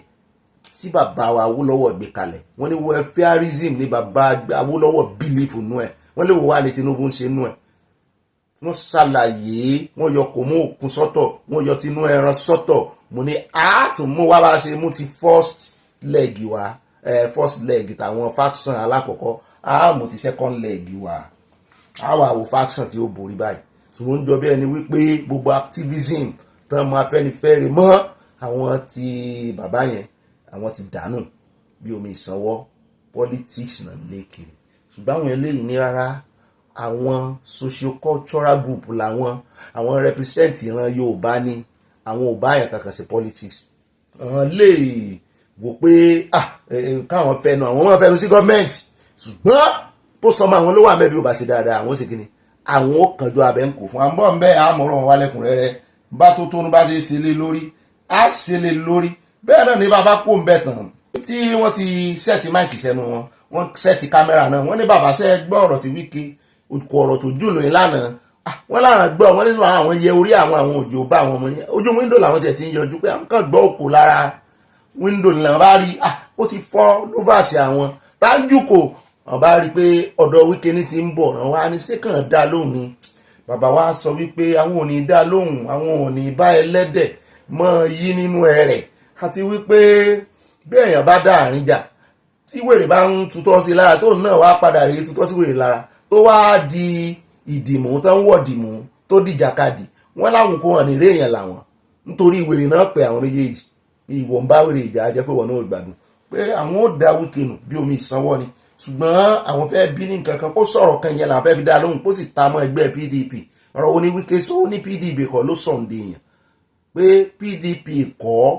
kì í ṣe linear kì í sórí platform PDP ló ń ti dé èèyàn nínú ayé tán fi mọ̀ ohun tó ń fi di alágbára báyìí mú ní ó dáa à ń bọ̀ ń bẹ́ẹ̀ àga ojú wọn sí kámẹ́rà ẹ gbọ́ ọ̀rọ̀ tí bàbá sọ bàbá kò ń bẹ́ẹ̀ tàn á tún sáré débẹ́ nú ẹ o níbi tí kan nu àwọn ọmọ ilé ìgbìmọ̀ asòfin tó ti bẹ̀ wá bóun náà ṣe ga ó fẹ́ mọ́ sunkún lórí kámẹ́rà wípé ẹ ràn àwọn lọ́wọ́ àwọn ọmọ constituency òun tán dìbò fóun wọ́n ti fẹ́ẹ̀ pé ń pa àpèta ní kò mọ̀ rí orí fóònù ojoojúmọ́ mẹ́sẹ́ẹ̀jì pé ṣe bí torí pé kò lè dáàbò bo àwọn náà ṣe dìbò fún ọ ó wá rí tán pa àwọn báyìí ó sọ nǹkan kan ẹgbẹ́gbèsẹ̀ ojoojúmọ́ rìpírẹ́sà ó ń padà aṣẹlẹ̀ náà ní Fúlàní náà sì ni ó náà tẹnu bọ̀rọ̀. ẹ sọ fí gómìnà yìí ti ń gbẹ́gbèsẹ̀ ó ní ẹ mọ́ fi ti gómìnà ṣe ó ní ẹ dáàbò bá wọn ebi ara gọ́ọ̀mẹ̀ntì wọn náà wà ó ní aṣòfin làwọn tàwọn ní káwọn ti ṣòfin ó ní mọ̀ bá ti ṣòfin tán ó kù sọ́wọ́ executive kan mú òfin ṣe kan gbófinró ó ní àwọn ò ní agbára àwọn ò ní power láti direct arms one of the tools of the arms of executive ìyẹn àwọn agbófinró láti pàṣẹ fún wọn pé ẹ lọ bí báyìí lọ báyìí ó ní ọ̀gá wọn káfàtàlà rẹ̀ Tinubu ó láwọn gómìnà gan tó jẹ́ chief executive ní ìpínlẹ̀ wọn ó ní wọn lágbára torí kò sí ọlọ́pàá lábẹ́ wọn mọ́ nítorí ẹ̀ náà la ṣe ń béèrè fún ọlọ́pàá ìpínlẹ̀ sí nínú gbogbo tí ń ṣẹlẹ̀ sóyẹ kán tó máa fi ọ̀rọ̀ ọlọ́pàá ìpínlẹ̀ ṣàwàdà à ń bọ̀ ń bẹ́ẹ̀ ó sọ̀rọ̀ tó pọ̀ n ò lè rántí gbogbo rẹ̀ yóò fẹnu ara rẹ̀ sọ bá a bá dénú àkójọpọ̀ òròyìn bá a kó ń bẹ̀ tán á sáré dé ọ̀dọ̀ Trump níbi tá a ti gbọ́ tán ní Trump ó ti gbégi dínà àwọn orílẹ̀-èdè kan ó láwọn kan wọn ní méjìlá nù wọn nínú 19 nínú mọ́kàndínlógún méjìlá nù wọn ó ní wọn lórí ọ̀fẹ́ àti wá sí orílẹ̀-èdè àwọn mo bá ń yẹ̀ omo ní sí òsì Nàìjíríà ń bẹ̀ bí tí mo ti ń wò ó mo tún ti rí pé méje míì ó restrict àwọn yẹn wọ́n ní kí ni túmọ̀ ban kí ni túmọ̀ restriction bí tí mo ti bíra mi léèrè láyà ti ní ọ̀gá mi mọ́ tìra yín léṣe àwọn bàbá wa mọ̀mọ́ wa tí ó dá wa ló tán bá wa yànnà náà wọ́n sọ túmọ̀ restriction fún wa wọ́n sọ túmọ̀ kán bá àwọn èèyàn wọ́n sọ méjèèjì fún wa bá a bá dénú àkójọpọ̀ ròyìn mo ní yọ̀ọ́ dà fún ọ ìwọ ló tètè gbà mí lẹ̀ lórí mo ti fẹ́ mọ́ ronú lórí rẹ̀ nu bàbá pò ń bẹ̀ tán á wà sáré dé inú ìròyìn tí ó mọ̀ tẹ̀lé yìí níbi tá a ti gbọ́ tán ní Abdulrahman tán fẹ̀sùn pòun ló pa Yétúndé Hafsat wọ́n ní tán fẹ̀sùn ẹ̀kàn tán ṣẹjọ́ rẹ̀ lọ́wọ́ wọ́n ló tún ti jẹ́wọ́ mi rò pé òun ga Hafsat lọ́rùn báyìí níbi tóun ti ń bá a sùn níbi tóun ti ń fipá bá a sùn lòun ti gà lọ́rùn báyìí òun sì fún lọ́rùn ibẹ̀ lòun ti pa à ń bọ̀ mbẹ́ á fún ilẹ̀kùnrẹ́rẹ́ ròyìn lónìí náà ni kò ní dọ́là ayé níkà o bàbá kò ń bẹ̀ tán á tún wá sáré dé Ọ̀ṣun mo ní dírámà lélẹ́yìí lọ́sùn ó yà lẹ́nu àná la gbọ́ wípé àfúnyín akànyàn létí pé gómìnà oníjó náà lọ sí ọ̀dọ̀ ààrẹ Tinubu lẹ́kọ̀ọ́ Èkó láàrẹ wà kì í sì sàn nìkan ló lọ ájẹ́ ńlábọ̀ méjèèjì ìkan ń bọ̀ nínú abala sánáwọlé ìkan ń bọ̀ nínú àkójọpọ̀ ròyìn tí pásọ Túndé Bákàrè inú abala sánáwọlé láti sọ tó rán náà lọ wọ́n jẹ́ alábọ̀ kí náà jọ sọ ṣùgbọ́n nínú àkójọpọ̀ ìròyìn ibẹ̀ ní ti gómìnà Adeleke ti ń bọ̀. Davido lọ, ọmọ rẹ̀ bí rẹ̀ di lọ, gómìnà Adeleke náà lọ. Láwọn èèyàn bá ní bóyá gómìnà ti fẹ́ defect ní gbogbo ọ̀nà náà wá láti make 2026 náà dìbò gómìnà ní Ọ̀ṣun, pé láti make ẹ̀ easy, pé wọ́n ti ń gbáradì lẹ̀ pápápá làwọn APC Ọ̀ṣun state náà bá ganu sí máìkì, náà bá sí press brief, náà bá pe gbogbo àwọn oníròyìn pé ẹ wá o, àwọn fẹ́ sọ̀rọ̀ o, kò sáàyè lágbódò àwọn o, lákàtà àwọn ti pé o, àwọn kára àwọn o. Wọ́n wá ń bi gómìnà pé sáwọn sọ fún ọ pé àwọn ka àwọn òpè ni, pé gbogbo ibi tó bá wù ọ́ ni kó rìn dé àrìnkànjá bàtà, kó lọ́dọ̀ olódò dẹ, kó gba ọ̀dọ̀ sẹ́nitọ́ Akpabio lọ, kó ń bẹ́ẹ̀ kó dọ́dọ̀ mọ̀mọ́ Olúrẹ̀mí, wípé ó kù ló kù o, omi ló mu sùn, kó ká gidi bolẹ̀, kó defect jù bẹ́ẹ̀ lọ, ó lè fi yan àwọn jẹ́ àwọn òní fún tíkẹ́ẹ̀tì mo yà á. Ṣé ẹ fẹ́ mọ̀ ṣe lòdì sí olódò dẹ ni? Olódò dẹ ló invite àwọn èèyàn, ẹ̀rí invitation tó olódò dẹ tẹ̀ ní tán ní kí gbogbo Nàìjíríà bá máa di ọmọ ẹgbẹ́ APC gan ààyè gbà wọn. Kí ló tẹ̀yìn wá ń jáde tó bá sanction inú ẹgbẹ́? Ẹ lọ fi tèkó kọ́gbọ́n bọ̀dà Amúdàsírù Ọbaṣá. Táwọn kan rò pé àwọn ẹjọ́ lẹ́gbẹ́ ni, àwọn ẹjọ́ lẹ́gbẹ́ ni, àwọn ò ní gbà kí bọ̀dà Amúdà, nígbà tí bọ̀dà Amúdà lọ Àbújá tó dé, rí tó ṣẹlẹ̀ sí àwọn yòókù àwọn ọmọlẹ́gbẹ̀mọ aṣòfin. Ẹ̀yin tẹ́ ẹ̀ ní pò tẹ́kàn jọ wà nú ẹgbẹ́ lẹ́ra ni ẹ̀ hálẹ̀ ẹ̀ ní fún tíkẹ́ẹ̀tì kí n ti yín sẹ́yìn lẹ́ ń pín tíkẹ́ẹ̀tì sọ́wọ́ yín tíkẹ́ẹ̀tì wa. Ó olódòdẹ ló wà, gbogbo tó lódòdẹ ó sì tí ó fi wọlé ní tiẹ̀ ní wá, kò sí ó lè fojú pa state level rẹ̀ pé ó dáa ṣé ká ti fún ọ ní state ni, ó dáa ká ti wọ́n bá ti fún ọ ní state tó ti defect báwọn ojú gbogbo ọ̀nà ní olódòdẹ fi fẹ́ dójú ti PDP, gbogbo ọ̀nà ló fẹ́ fi mọ́ PDP tó bá sì ti gba Ọ̀ṣun tádélékè ti defect, ó ti mú PDP nù, ó sì ti sọ́ọ̀fù Adélékè náà nù, pò náà ni ó fẹ́ wọlé, yóò sì mọ̀ olódòdé ó mọ̀ retí kádélékè ṣiṣẹ́ fóun. So gbogbo àwọn ọmọ ẹgbẹ́ APC wọn ní option ju kán wọ̀rọ̀ nkọ̀tọ̀, wọ́n ti wà lábẹ́ Adélékè nù, ẹ bá mọ́ jó tẹ̀lé ti Ibrahim à ń bọ̀ ń bẹ̀ gbogbo ń tán sọ tán fi láwọn ò ní gbá o. Wọ́n sọ̀rọ̀ bá Davido náà, ẹ sì mọ̀ pé Davido náà ti kọ́kọ́ rí ìbá olódòdẹ, ó ti domi tútù wájú tẹ́lẹ̀ kó lè kí ẹ̀gbọ́n ọkù rẹ̀ kó lè tẹ̀lẹ̀ tútù. Bàbá kò ń bẹ̀ tán, ibo là ń lọ nísìnyí, wọ́n ní ìgbọ́kọ̀dá ni o, wọ́n ní ọba abẹ, wọ́n ní wọ́n sì gé létí. Mo ní sàdáni láì ṣe Pétérù tó gé àwọn tó fẹ́ wá mú Jésù létí lọ́jọ́ sí tí Jésù mú etí tó lẹ̀ padà. Mo ní sáré èèyàn bá ọba ilẹ̀ etí wọn padà, wọ́n ní plásítà náà fi lẹ̀ òun ní ó dá yóò san kí bàbá kán wọ́n máa gbólé lórí àbí kán lè gba vaccine Bill Gates kan yẹn ní Nàìjíríà. Kí ló ṣẹlẹ̀ tán fi gé ọba létí, kí ló ṣẹlẹ̀ tán fi dìgbò lu ọba? À ń bọ̀ ń bẹ̀ lónìí náà ẹ̀ tí ẹ̀ wà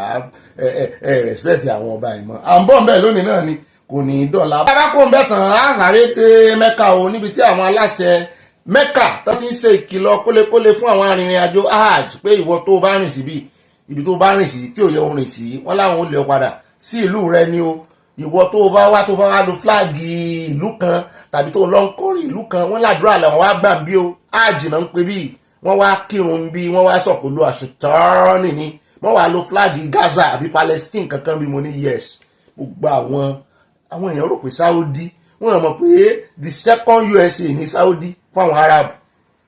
the second USA ni. Wọ́n ti wà liberal, wọ́n ti ń practice liberalism nísìn. Kò mẹ́sìn mọ́, àwọn tí ò lẹ̀sìn gan náà ń wo kókó mọ́. À ń bọ̀ ń bẹ́ẹ̀ á fún kúlẹ̀kúlẹ̀ rẹ̀. Ìwọ tó bá rò pé o lè gbèjì àdìsí wọ Saudi ní ìsìn, ó tẹ́tán ni mo sọ fún ọ o. Ó dá àwọn ànírí ìbáyìí lọ́nu gbogbo abala àkórí ìròyìn pápápá ẹgbẹ́ abọ́dì sínú abala tí ó mọ̀ ká abala sáná wọlé ó yẹ ẹsẹ̀ chief ẹsẹ̀ pọ̀ mọ́ mi àná ń sùdà mọ́ mi riskat ṣẹṣẹ́ náà ni. Ó dá amísì yín o, ó dá amísì gbogbo yín àtàwọn tá àti ẹ̀ lè dárúkọ ní ìsìn, torí tẹ́lómi bá padà wá kọ comment bóyá ó ti pẹ́ tán ti kọ́ tán sọ wípé ẹ kú ọjọ́ mẹ́ta ọ ni mo sẹ̀ mọ́ wípé bóyá iṣẹ́ ọwọ́ kún ojú dí gbogbo ẹ̀yin tí mo sì dárúkọ náà ẹjọ́ jẹ́ alábọ̀ o. Ó dá àwọn ẹja wọnú abala sánáwọlé ẹsẹ̀ cheese ẹsẹ̀ musin ẹsẹ̀ pọ́ọ̀r ẹsẹ̀ ọlọ́ọ̀sàsínú ẹ̀rín ayọ̀ pàkà bàbá wa kí tó yìí ti sọ nígbà tá a ti fọ̀rọ̀ wa lọ́lọ́run lọ́wọ́ ẹja rè mọ́ yọ̀ sí ọlọ́run lọ́rùn kábìlì ipò ti ṣe ìgbàgbọ́ ìrètí ìlérí tí kò ní pẹ́ ìgbàgbọ́ tó tètè dé fayọ̀ sóhun la wà ń fẹ́ ìgbàgbọ́ òun bàbá gbọ́ tèmi ẹ bá ń gbà bẹ́ẹ̀ wọn ò dùbà ńlá lọ. ó dáhùn nínú abala sáná wọlé ètò ní ẹja sáré dẹ́kù níbi tí kọmíṣánná Wahab tó ti ń kìlọ̀ wípé wọn jẹ́ kíṣẹ́ òun yọ òun náà ti wá dá ọgbọ́n ní ìsìn òun fẹ́ gbẹ̀yìn yọ sí yẹn pé ẹnikẹ́ni tó bá gba iwájú yọ sí òun ó gbẹ̀yìn yọ sí ni lórí ọ̀rọ̀ environmental sanitation tán fẹ́ bẹ̀rẹ̀ olóṣooṣù yìí. wọ́n ní anybody tán bá kó fìrí tí kámẹ́rà bá mú tàbí tó sojú àwọn kòrò tán ká mọ́bí tó ti ń da ìdọ̀tí síta wọ́n ló ń gan àwọn dọ̀tí ẹ̀ mo ló dáa bẹ́ẹ̀ language yẹn yóò tètè yé àwọn ọmọ èkó gbogbo slang tá a sì ní nàìjíríà tó jẹ́ ti yorùbá èkó náà ti máa ń ṣẹ̀dá ẹ̀ mo ló dáa ẹ̀ dọ̀tí ẹ̀ gbogbo ẹ̀ ń bá ti fẹ́ dọ̀tí èkó ẹ ṣe kí ni ẹ̀ dọ̀tí ẹ̀ that's the new language. àwa la kọ́kọ́ lò lórí ètò bí ẹ bá pín ẹ jẹ́ kó lọ fà ẹni tó bá ti fẹ́ dọ̀tí èkó ẹ̀ dọ̀tí ẹ̀ kò jù bá náà lọ torí ọmọ Ìgbò yìí ọ̀rọ̀ wọn sọ àwọn tó ti ń kílèmù fẹ̀ wọ́n náà tẹ̀dó sífẹ̀ mo ní ṣùgbọ́n àwọn Afẹ́nifẹ́re ti dán lóhùn ṣé káwọn wò wọ́n ràn àbí kan gbé lọ ilé ẹjọ́ kan ya ìwé tán náà kọ torí wọ́n kọ̀wé lórí rẹ̀ o kó wọ́n yẹ pé yóò di ọjọ́ ọ̀la àwọn èèyàn mọ̀ kàwé wọ́n mọ̀ wá ibi tí Yorùbá ti sọ̀rọ̀ wípé ṣé lóòótọ́ ni àní rí èèyàn kọ ìwé yẹn ó dá owó torí irọ́ mọ́ tètè lọ fásitì o. ẹjẹ́ wá sáré dẹ́kọ̀ ẹjẹ́ gbọ́ ọ̀rọ̀ lẹ́nu kọmíṣánná Wahab níbi tó ti ń sọ wípé ní ìsìn oko ìjẹ́tọmọ bàbá kó mọ̀ ní àlà pé oko ìjẹ́tọmọ bàbá kó mọ̀ làálà o pé gbogbo ibi táwọn fi ṣe wọ́pù ibi tẹ́lẹ́sẹ̀ ń gbà bọ́n bá rí ẹni tó gbé ọjà síbẹ̀ àwọn ìyá lọ́jà tẹ́ mọ́ bú àwọn ẹlẹ́sẹ̀ lọ́jọ́ Friday náà tẹ́ fẹ́ kírun tẹ́ gba títì kan tẹ́ ní jẹ́ kẹ́lẹ́sẹ̀ kọjá bẹ́lẹ́sẹ̀ ò bá ráàyè dé àárín ọjà ń tẹ́ pàtẹ sínú ọjà bó lẹ́sẹ̀ tàtà ló fẹ́ wá bá yín rà tá lẹ́ pàtẹ fún bẹ́ẹ̀ bá fún ẹlẹ́sẹ̀ láàyè ẹ gba ṣọ́ọ̀bù ẹlòmíì gba ṣọ́ọ̀bù báyìí ó ti extend di ṣọ́ọ̀bù ẹ̀ déta orí gọ́tà kò mọ bómi ṣe ń flow wọ́n bá ní ó ṣe sanitation kò lè ṣe ibi tó gba ṣọ́ọ̀bù dé ó lè claim títì ń bí láyéláyé kó sojúde rẹ̀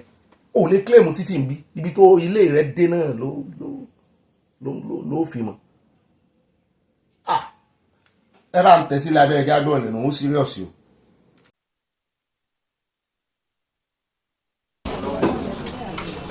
Distinguished guests, let's welcome the Honorable Commissioner for the Environment and Water. Henceforth, there will be zero tolerance for all forms of environmental infractions. We are seeking to keep Lagos clean during this Salah period as we prepare for Salah festivities, which comes up in a few days' time. As we all know, it is a major festival for all adherents of the Islamic faith. During the festival, a lot of waste will be generated through slaughtering of rams and other types of livestock. We, however, want to urge Lagosians and all residents to maintain a clean and hygienic environment, especially around homes, markets, and worship centers. All generated waste should be sorted, bagged, and handed over to the approved PSP operators across all the wards of the state. We also want to urge Lagosians to patronize only approved PSP operators. Every household and business must patronize the assigned private sector participation operators, that's PSP operators, for the proper waste collection. We do not want Lagosians to patronize illegal waste collectors or cart pushers. That is what the provision of the law states, and that is what we are seeking to enforce henceforth. We are also appealing to Lagosians to pay up their waste bills. This timely payment of your waste bills supports the system and ensure consistent service from the PSP operators. We also want to discourage the dumping of refuse or solid waste in the drains, medians, or setback. Every illegal dumping in the drains and the public spaces causes flash flooding, endangers public health, and defaces our city, the city of Lagos, and our state, Lagos State. It is strictly prohibited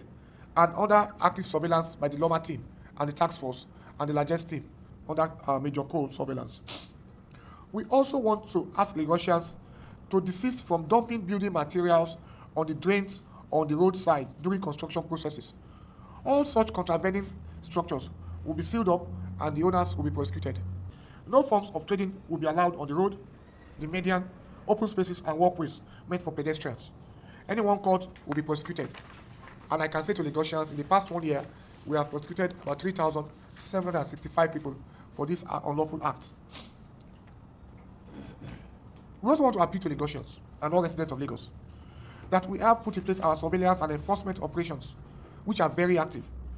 Operatives from the Ministry of Environment and Water Resources, CAI, Loma Surveillance and the Task Force Surveillance Team are fully operational across the state. Offenders are being apprehended daily, and there is a new commitment to prosecute, name and shame those convicted.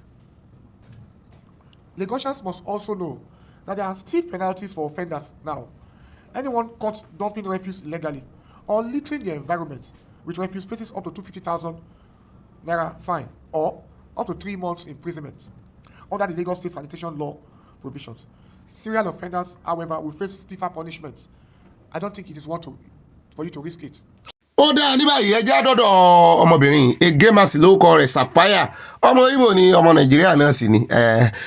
ọwọ́ ti bá a ọwọ́ FBI ló bá a kì í ṣe Nàìjíríà náà ti mú ní USA wọ́n ní ní Bronx ní US ní New York City wọ́n níbẹ̀ gangan náà ti mú kí ló ṣe o programmer ló pera rẹ̀ ó sì mọ ó ní àpèjẹ kan tí ń jẹ́ ìnagijẹ rẹ̀ lórí àwọn ẹ̀rọ ayélujára wọ́n ló ń jẹ́ tech queen àṣẹ tech ẹ̀ àṣejù bẹ́ẹ̀ lọ ìmọ̀ travel bó ṣe wù láti Ghana Nàìjíríà sí Ghana ń gbòòyà ló bẹ̀rẹ̀ sí sọlídé káàkiri tí ń lọ Greece tí ń lọ Europe ń gbòòyà ó kẹrù rẹ̀ ó gba UK lọ nígbà tó sùn ló bá ní wo jẹ́ kó mọ̀ lọ USA ó kúrò Cambridge ló bá lọ USA ó lóun kú òun bẹ́ẹ̀ ni o àwọn ò mọ̀ o nígbà tó dé USA lọ́wọ́ bá a náà bá ní ṣé wọ́n ló pera rẹ̀ ń programmer àti ẹ̀tún gbọ́ wọn ní drummer ní Redeem ó ló ní talent ó ń lùlù ìlù gidi kìí ṣe lu ọlọ́wọ́ o drum set wọ́n ló ń lù ní Redeem àwa àtẹnu àbùkù bá ṣọ́ọ̀ṣì ò torí ní ìṣẹ̀lẹ̀ tí wọ́n ní ọmọ ṣọ́ọ̀ṣì ó dáa kankan náà ní tẹ́ ẹ bá sọ bẹ́ẹ̀ ó tó bẹ́ẹ̀ ojú bẹ́ẹ̀ lọ nítorí ẹ lè expect pọ̀ ọmọ ṣọ́ọ̀ṣì àṣìṣìn ọmọ ṣọ́ọ̀ṣì lè ṣe bẹ́ẹ̀ tó tún package ara rẹ̀ ó wà lórí LinkedIn ó wà lórí gbogbo ẹ bá wo profile ẹ mọ rí oríṣiríṣi programmer nkíní kan computer as a fraud ní ṣe as a launder money ni ó ní bàbá àṣàlẹ̀ Ghana wọ́n lòun ló kọ́ńsẹ́ wọ́n nígbà tó máa lọ US wọ́n ní àsìkò tó lọ ó ti lọ ṣe wẹ́bsáìtì kan tó jọ wẹ́bsáìtì ìjọba àwọn èèyàn bá bẹ̀rẹ̀ sí tẹ credentials wọn síbẹ̀ náà ń tẹ data síbẹ̀ wọ́n ń fi password sí àṣeéṣe ló ń jí password àwọn èèyàn tó ń jí yóò wá jí tó bá ti wá jí yóò wá lọ sórí wẹ́bsáìtì yẹn gangan tó jọ original tó ráwọn rò pọ̀ original ni mo ti mọ̀ sáwọn òyìnbó gan tán máa rọ lùrù nǹkan báyìí yóò wá lọ sórí original yóò wá lọ mọ́ wọlé síbẹ̀ pẹ̀lú credentials wọn tí àwọn yẹn ti fi wọlé sórí fake website yẹn ní wọ́n á ń jí owó bó ṣe wù ìkàn wọnú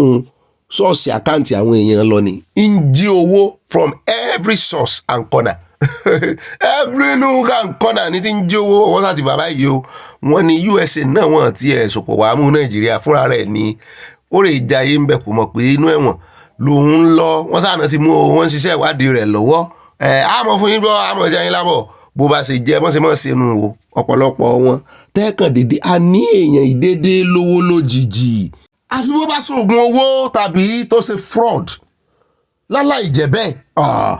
tó bá wá yá ní ìsìn tí USA bá tún wá gbé nǹkan kan kalẹ̀ tán fáwọn ọmọ Nàìjíríà visa mọ́ tàbí tí nǹkan kan tún ṣẹlẹ̀ tán tún blacklist wọn ṣé USA lẹ́tùn mọ́ bú àbẹ́mọ́ ṣépè fún Trump ṣe ti rí báyìí o ọmọ ṣọ́ọ̀ṣì lélẹ́yìí o ọmọ ṣọ́ọ̀ṣì ní ìmúra rẹ̀ gan wọ́n ní kì í tọ́tẹ̀ kì í tọ́ gbogbo ẹ̀ yìí sì máa ń model àwọn èèyàn tí ó mọ̀ sọ fún ọ pé ẹ wá ṣe programming ẹ má cheat ẹ má jowó lówó ẹ má jalè àsóǹgan bàbá olè ọwọ́ FBI ti bà ṣùgbọ́n àwọn ò tí ì fẹ́ condemn ẹ̀ báyìí o àti ẹ̀ lè condemn ẹ̀ torí àwa ìṣe condemn náà ṣùgbọ́n bá a bá rí tí ò dáa bá wí a sọ̀rọ̀ sí i ṣùgbọ́n ẹ jẹ́ ká wá gba àwọn ọ̀tẹlẹ̀múyẹ́ láàyè kan ṣiṣẹ́ wọn délẹ̀ àmọ́ jẹ́ yín lábọ̀ àwọn òfin update bá ṣe ń lọ. ó lè já kúrò mbẹ́ ẹja sáré dé Kaduna níbi tá a ti gbọ́ wọ́n ní ilẹ̀ rírí mo ní earthquake wọ́n ní kì í ṣe earthquake wọ́n ní ṣùgbọ́n a smaller version of earthquake náà ni mo ní kí ló ṣẹlẹ̀ wọ́n ní àwọn ọmọ àlùmọ́jèrè 11 wọ́n náà ní ilẹ̀ rí mọ́ mo ní sọ́wáàyè wọ́n ní wọ́n kú mo ní àwọn lórí mọ́ wọn tó bò wọ́n mọ́lẹ̀ ni mo ní kí náà ń ṣe kí náà ń wá kiri sánrìn kiri wọ́n náà rìn kiri o wọ́n náà ń wọ́ ọ̀nà àtijọ́ ọ̀nà àti nìkan mọ́ gbábọ́ kiri mọ́ tọrọ owó nìkan wọ́n ní ó níbi kan tó ti lọ mọ́ gbọ́n yẹ̀pẹ̀ àmọ́ pupa pé torí níbẹ̀ amọ̀nà máa fi mọ léjù mo nílò tọ́ ni amọ̀nà máa lò tó máa fi mọ ilé láwọn oko wọn àwọn olówó wọn ní máa lo kíní ní máa lo bricks àwọn olówó wọn ní máa lo concrete ní máa lo cement ní máa lo block ṣùgbọ́n àwọn amọ̀ ní máa fi mọ̀lé wọ́n ní àwọn náà máa provide amọ̀ fáwọn tí ń mọ̀lé wọ́n ní àsìlẹ̀ ti rí níbẹ̀ wọ́n ló sì kó àwọn mọ́kànlá míì wọ́n láwọn dùn wọn títí láti yọ wọn nígbà táwọn fi gbé wọn dé hospital wọ́n láwọn ò lè tètè súnmọ́ wọn gbàgbà táwọn ò fi súnmọ́ wọn tó ráwọn náà ò fẹ́ rí ó dàbí ẹni tí iná gbé ni tó wá fẹ́ lọ yọ kúrò lára aná bó o bá sọ́ra iná gbé wọn náà ẹ bá ń sásí ní abẹ́rẹ́ já gbọ́rọ̀ lẹ́nu wọn. We have this kind of motor blocks here. So in the course or in the process,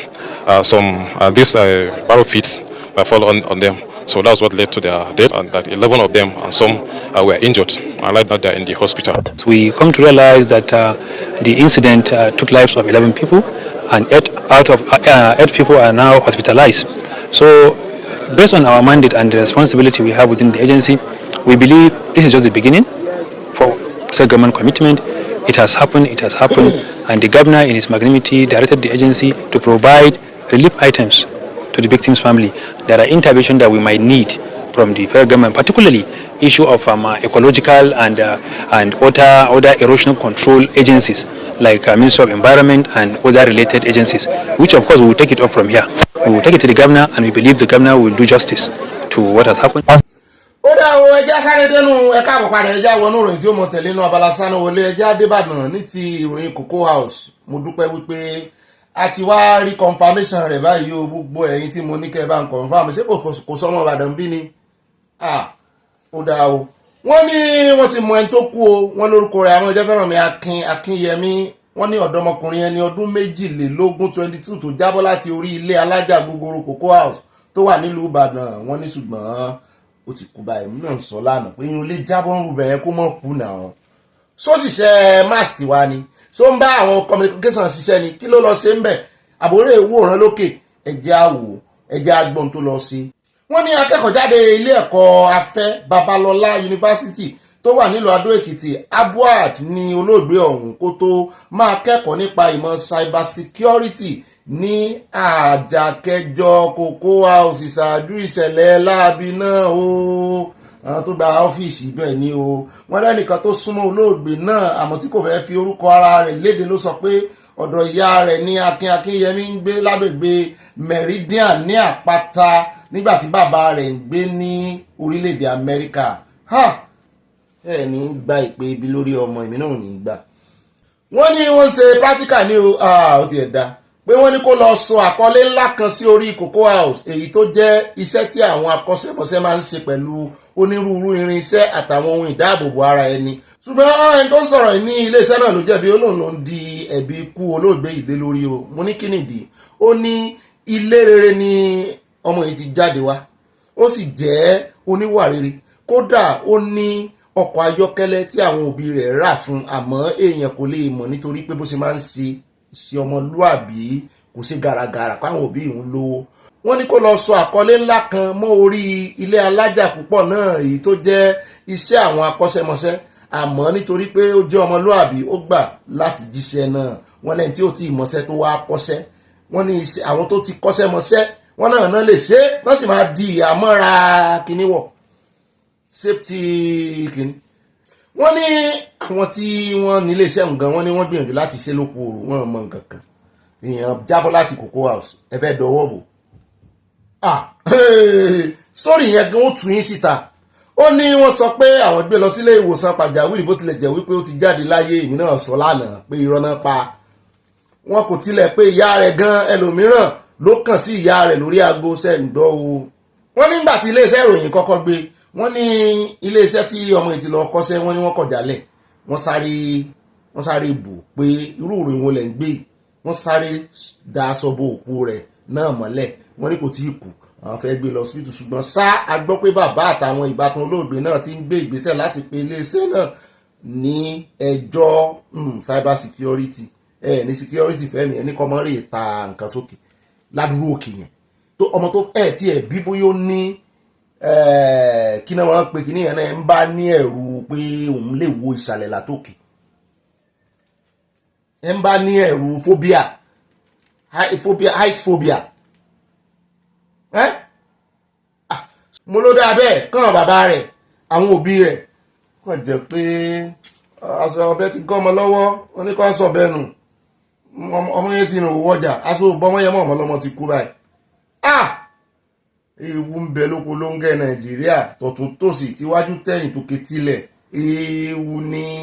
kọ́nà wọn mọ̀ sọ wa o. ó dáa lè rí ìbáyìí lọ́nà abala ti ṣáná ilé ní pápá ẹ̀jẹ̀ ń ránṣẹ́ àyà ó yá wá gbé àwọn olólùfẹ́ wa débẹ̀ wọ́n ti ń béèrè rẹ̀ náà látànà wá gbé wọn débẹ̀ nú abala wọn wá gbé wọn débẹ̀ nú abala àwọn olólùfẹ́ wa abala comment section. mo máa kí káàbọ̀ sínú abala ẹ̀yin olólùfẹ́ wa abala comment section at mami láfi bẹ̀rẹ̀ o wọ́n ní ibà kanjú abẹ́ǹkó mú jẹ́ ìmọ̀ mi reportedly Satani Sokoto amplified that a strike against Boko Haram is a strike against Allah. èmi náà gbọ́ wọn ló sọ bẹ́ẹ̀ ṣùgbọ́n dínà ẹ̀ torí kò sí fídíò ẹ̀ àkọọ́lẹ̀ rẹ̀ ló wà. NSA COD Minister of Defence Deputy Minister of Defence all concentrated in one hand. Fulani and you expect them to strike their kinsmen when they purposely open doors for them to troop in. Àyà Yorùbá nation is our only succor. Yọ̀ọ̀dà fún mi mọ́ mi o. Mọ́ mi ìyá Jésù Hope Alive with Evangelist Olúbùnmi Òjò. Wọ́n ní ibà alálà ìmújẹ́ yín mọ́ mi. Wọ́n ní mo gbé fún ẹ o. Èmi náà gbà lọ́wọ́ yín. Ó dúdú ọ̀rọ̀ wọ́n tẹ lọ́ọ̀ sí a we cancel others even in our pains. I can relate. I used to think otherwise before. Life is wọ́n fi question mark mẹ́ta sí experience is the best teacher. Bẹ́ẹ̀ ni o àwọn kan máa ń rò pé ẹni tó ti lọ ilé ọkọ mẹ́ta mẹ́rin wípé ó lè advice ẹni tó wà nílé ọkọ jàre ṣùgbọ́n ẹni tó ti lọ ilé ọkọ mẹ́ta mẹ́rin tó ti dán gbogbo ẹ̀ wò ó gangan ló ní experience tó bá tú ọ̀rọ̀ lẹ̀ yóò advice ẹni tó wà nílé ọkọ tí ìgbéyàwó tiẹ̀ náà fi ní dàbí tiẹ̀. At End Time Revival wọ́n ní ibà tell it as it is ẹ ṣeun wọ́n ní àwọn òrìṣà ilẹ̀ Yorùbá èèyàn ní gbogbo wọn nígbà kan rí o àwọn tó ní special talent tí wọ́n sì jẹ́ akíkanjú ní àwọn bàbá wa sọ di òrìṣà ìtumọ̀ òrìṣà ní ẹni òrìṣà dá Fẹ́mi lóye yọ̀ọ̀dà fún yín o bẹ́ẹ̀ náà ni a tún padà sọ́dọ̀ mọ́ mi wọ́n ní ẹ káàbọ̀ sí counseling unity gbogbo ilé àbẹ́ẹ̀rí nǹkan mọ́ mi lọ̀gá wa. ẹ jẹ́ asáré tètè dọ́dọ̀ mọ́ mi Debbie Àjíwọlé wọ́n ní precious Ọ̀gbẹ́ni Bobby mọ́ mi mò ń jẹ́ you are too precious to me too wọ́n ní ẹ kú iṣẹ́ o thank you for being the best news broadcaster ó dá number one ní ẹ jẹ́ o ẹ̀yọ́ dà fún inú mi sì dùn ṣùgbọ́n mo láwọn ọ̀gá o. wọ́n ní omi pọ̀ ju ọkà lọ ní ọ̀rọ̀ Naija let our leaders be the first to receive the great vaccine abẹ́rẹ́ olúwo really ó jọ mí lójú during the coronation of Ọ̀wá Òbòkun Ìjẹ̀ṣà o. ẹ mọ̀ wo ti voice mi ohun tí ń bá wí ni ẹ mọ̀ gbọ́ o. wọ́n ní he was at Ilesha almost every day to celebrate with our new Ọ̀wá for rocking toka for wọ́n fi plus for Olúwo wọ́n ní for his support pé ó support yín àbí ọ̀dà yọ̀ọ̀dà fún ibi àlèkàdé nù o. Olúwo èèyàn gidi ni à ń wò ó rẹ̀ jẹ́ pé ní tí ì ṣe iná ló ń dùn mí ọba tó yẹ kírú àwa ìmọ̀ gbé gẹ́gẹ́ ni. ó dẹ̀ já dọ́dọ̀ ìyàwó Ọmọlára Àjàyí wọ́n ní sí àwọn ará ìlú ló ń fi helicopter gbé oúnjẹ pẹ̀lú amúnísàn fún wọn nínú igbó tí à ń rí wọn nígbà gbogbo ìjọba kò sì rí nǹkan kan ṣe sí ìdòní yìí. ẹ kú ètò Ọ̀gbẹ́ni Bobby àtayọ lọ́ọ̀ nítorí ẹ kú iṣẹ́ ilẹ̀ Yorùbá àjọ ń ṣe ni o.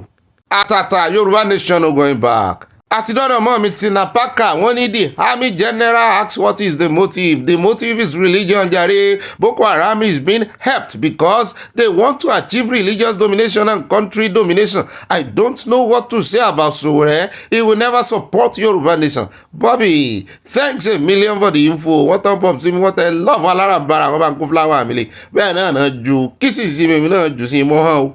bá a ṣe ka òyìnbó nù gbogbo ẹni tẹ́ ẹ bá kọ́ kí nílé ìbò a máa Yorùbá láìsí ẹ̀. ìyá mi Debbie Àjíwọlé àtúnpàdé ń bí wọ́n ní this minister of agriculture is bringing back Ruga. Cattle rearing is private business owners should get loans like others. ọ̀dẹ̀ pátápátá who is trying to fool with these Ruga ideas Naija. ẹ̀jẹ̀ àmọ̀ òwòrán wọn a ní gbogbo ẹ̀ wọ́n bàjẹ́ ọjọ́ kan nílẹ̀ ó mọ̀ tí gbogbo ẹ̀ ó dà paru-paru. mọ́ọ̀mí adéníkẹ́ adésànyà wọ́n ní ọ̀gbẹ́ni Bobby kú iṣẹ́ ọlọ́mọ ìlú ìròyìn ọlọ́mọ ìlú kẹjẹ máa ń tuntun kú iṣẹ́ o ìròyìn ọlọ́mọ ìlú àgbọ̀n má lè lọ tó fi ń tó wa létí lójoojúmọ́ sí àwọn tó ń bọ̀ láti abroad tí wọ́n dé nàìjíríà tó pàdé ikú òjijì kí ni ìjọba nàìjíríà rí sọ sí yorùbá nation going by from Rhode Island USA wọ́n ti ẹ̀ ní fọ́nrán yẹn ti pẹ́ ṣùgbọ́n àwa tá àti ìrírí ó ní ìlọ́dọ̀ wa. Ǹjẹ́ a lọ sọ́dọ̀ Yèyémi Lújẹ̀sà àti Elizabeth Oye ní àwọn Ọ̀gbẹ́ni Bobby ìrẹ̀ àkósí ọ̀nà àbáyọ fún àwọn Benue náà ni àti wípé Kristẹni ni wọ́n bẹ́ẹ̀ ni Bill Gates máa páyà àwọn ará Nàìjíríà tán ni. Iṣẹ́ mi o mo ṣàmì sí gbogbo àdúrà yín o kí Olúwa wà pẹ̀lú wa níkànnì yìí àmì wọ́n tẹ love there from Texas wọ́n kó nǹkan panu ránṣẹ́ wò ó yẹ jẹ́ a lọ sọ́dọ̀ ìyá mi Josephine Aláwìyé London náà wà wọ́n ní òbí Ọlọ́run ló máa gbà wá lọ́wọ́ àwọn Haúsá ológbò màdàrú yìí àbí ọlọ́gbọ́n lẹ́fẹ́ kọ́ mo ti bá yín fi ẹni sí ẹnu dùn rò fọ agara ṣe dákoro wọ́n ní lágbára ẹlẹ́dàá Yorùbá nation gbòmìnira wọ́n tẹ lọ́ọ̀fù sí àwọn kò nǹkan panu sí i wọ́n bírákàtì ẹ̀ Yorùbá tají kíákíá lójú oorun from UK àti dọ́dọ̀ mọ́mí Ọlábọ̀dé Ọlájúmọ̀ wọ́n ní Ọ̀gbẹ́ni Bobby kò sí ìtìjú fún púpọ̀ àwọn politician wa mọ́ wọn tiẹ̀ ní ìtìjú kọ́bọ̀ wọn ní shame. As mommy Tio bad, I think there is someone doing rice business supplying the government. Do you think the 2 billion we get to the people affected? Bigger doesn't have any good intention for Nigeria, but our greedy government officials are blind. Wọ́n lójú wọn fọ́lágbárí wọn. Mọ́mí Ọlábọ̀dé Ọlájúmọ̀ wọ́n ní Ọ̀gbẹ́ni Bobby àwọn olórí ibú ọmọ Ìgbò yẹn ní machine tí wọ́n fi ń pa dátà rẹ̀ ojú wọn àjọ bóni àti NCC àtàwọn ọmọ Ìgbò. Tobilade Amos báàmì tó já sí rèé wọ́n ní old news this incident happened on Sunday 17 February 2019 mo ní ó ní ìlọ́dọ̀ ti wá o ṣùgbọ́n wọ́n ti confirm déètì ẹ̀ fún wa o fún àwa tá àti ìrírí ló jẹ́ news àwọn tó ti rírí wọ́n ní 2019 ló ti ṣẹlẹ̀ o yọ̀ọ̀dà fún yín bàbá wa o àti confirm déètì ẹ̀ báwọn o. At Marian Osunubi mọ́ mi ní what you president saying àbí what your ẹ máa bá ń kọ àwọn test yín dáadáa o mo ti bá yín tún kọ what your president saying. At unique baby girl mọ́ mi ní greatest indeed birds of the same feather àwọn ìjọba tí wọ́n mọ ohun tó kù confuse government confusion ti break ìbònú wọn gẹ́gẹ́ bí orin Fẹlá. Mọ́mí Olúfúnkẹ́ Fájimọ́lú wọ́n ní Bobby kì í ṣe pé wọn kì í kọ́ ilé fún mẹ̀kúnnù ní Èkó ṣùgbọ́n àwọn olóṣèlú ni wọ́n ń rà á tí wọ́n tún ń tà ilé 442 ní Sanwó-Olú sí ní Ìjẹta ilé tó wà ní Ìgàndò lé ní ẹgbẹẹgbẹ̀rún no one can rent or buy because of price. Ó dáa o a tún ti padà sọ́dọ̀ at end time revival wọ́n ní Ibatel is as it is wọ́n ní $1 should be 28 kobo not 28 naira 28 naira náà pé o ní 1975 nǹkan tí ń bàjẹ́ bọ̀ nígbà náà ìgbà kan ní £1 is 1 naira ìgbà kan wọ́n tiẹ̀ sọ wípé 1 naira gan ju pound lọ bóyá pre-independence ẹjẹ́ àdọ́dọ̀ mọ́ mi Oyèyẹmí Sàláù wọ́n ní ẹjọ́ sáà ilé ìwé tí wọ́n fẹ́ kọ́ sí agbo ẹran sí àwọn ọmọ màálù ló fẹ́ kàwé ní abẹ́rẹ́ àbí wọ́n fẹ́ wá gba ilẹ̀ Yorùbá Ọlọ́run kò ní mú ìmọ̀ wọn ṣẹ àwọn ọ̀tá ilẹ̀ Yorùbá ojú Ìgbò àti Haúsá kò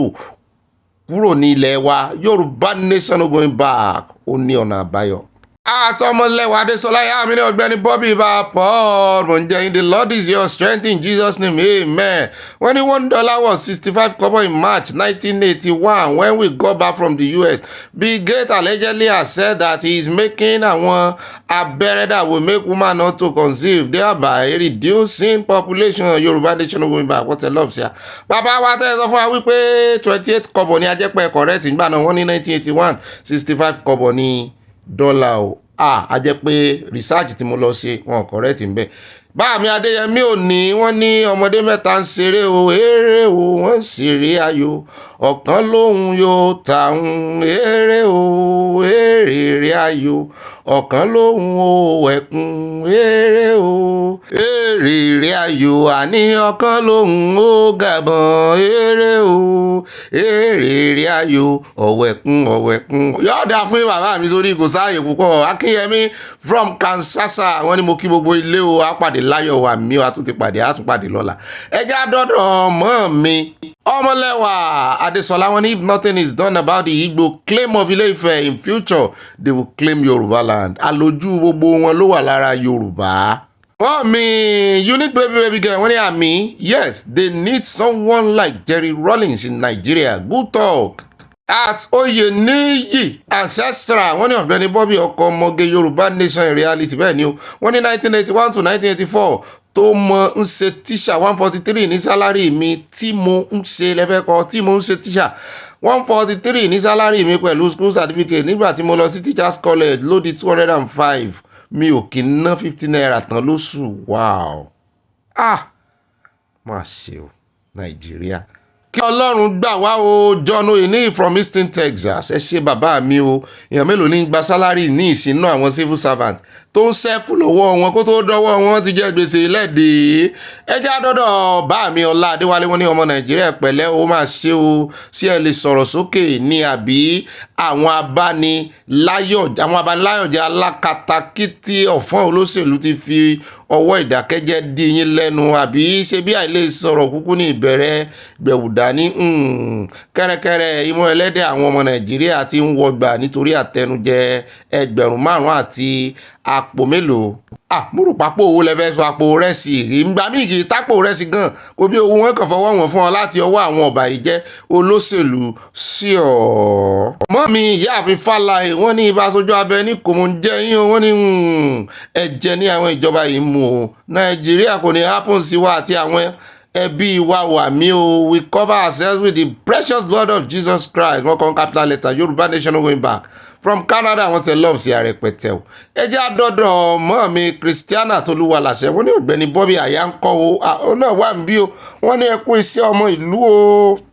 Ẹ̀rù ń bà wá fún Nàìjíríà nígbà tí ènìyàn bá ti lu Amẹ́ríkà wálé tí custom officer tún pa ènìyàn dànù ní 3625 ó ga o. Wọ́n ní kì í ṣe 3625 ló ṣẹlẹ̀ wọ́n ní 2019 ní àfi déètì sí ni ṣùgbọ́n mo mọ̀ pẹ́yìn náà sẹ́ẹ̀rì news yẹn mi náà sẹ́ẹ̀rì ni lọ́kàn tiwa 36/2025 ló ṣẹlẹ̀ ṣùgbọ́n ọjọ́ tó ṣẹlẹ̀ gangan original date wọ́n ní February 7, 2019. Lóòótọ́ fọ́nrán yẹn ti hold ṣùgbọ́n ẹ̀kọ́ nú rẹ̀ ojoojúmọ́ ló yẹ kéèyàn mọ́ fi kẹ́kọ̀ọ́ ṣùgbọ́n àmọ̀ràn ti fi déètì sí. Bàbá wa tó bá confirm ẹ̀ yóò dáa fún yín. Àtìmáàmì wọ́n ní ibà Yọ̀mí kún bẹ́ẹ̀ ni kò ní dín. Wọ́n ní ibà olóyè rẹpẹtẹ mò ń jẹ yín. Abá màmá wa Elizabeth Oyeniyi dá gbogbo ọpẹ́ padà sí ọ̀dọ̀ Ọlọ́run fún àkàsọ̀ tuntun tí wọ́n gùn ọ̀gbẹ́sẹ̀ lé ẹ̀mí á ṣe ọ̀pọ̀ ọdún láyé igba ọdún kan ní o. Àtúnbà yín yọ̀ lọ́dún tó ń bọ̀ lágbára Ọlọ́run ayọ̀ ní o ayọ̀ rẹpẹtẹ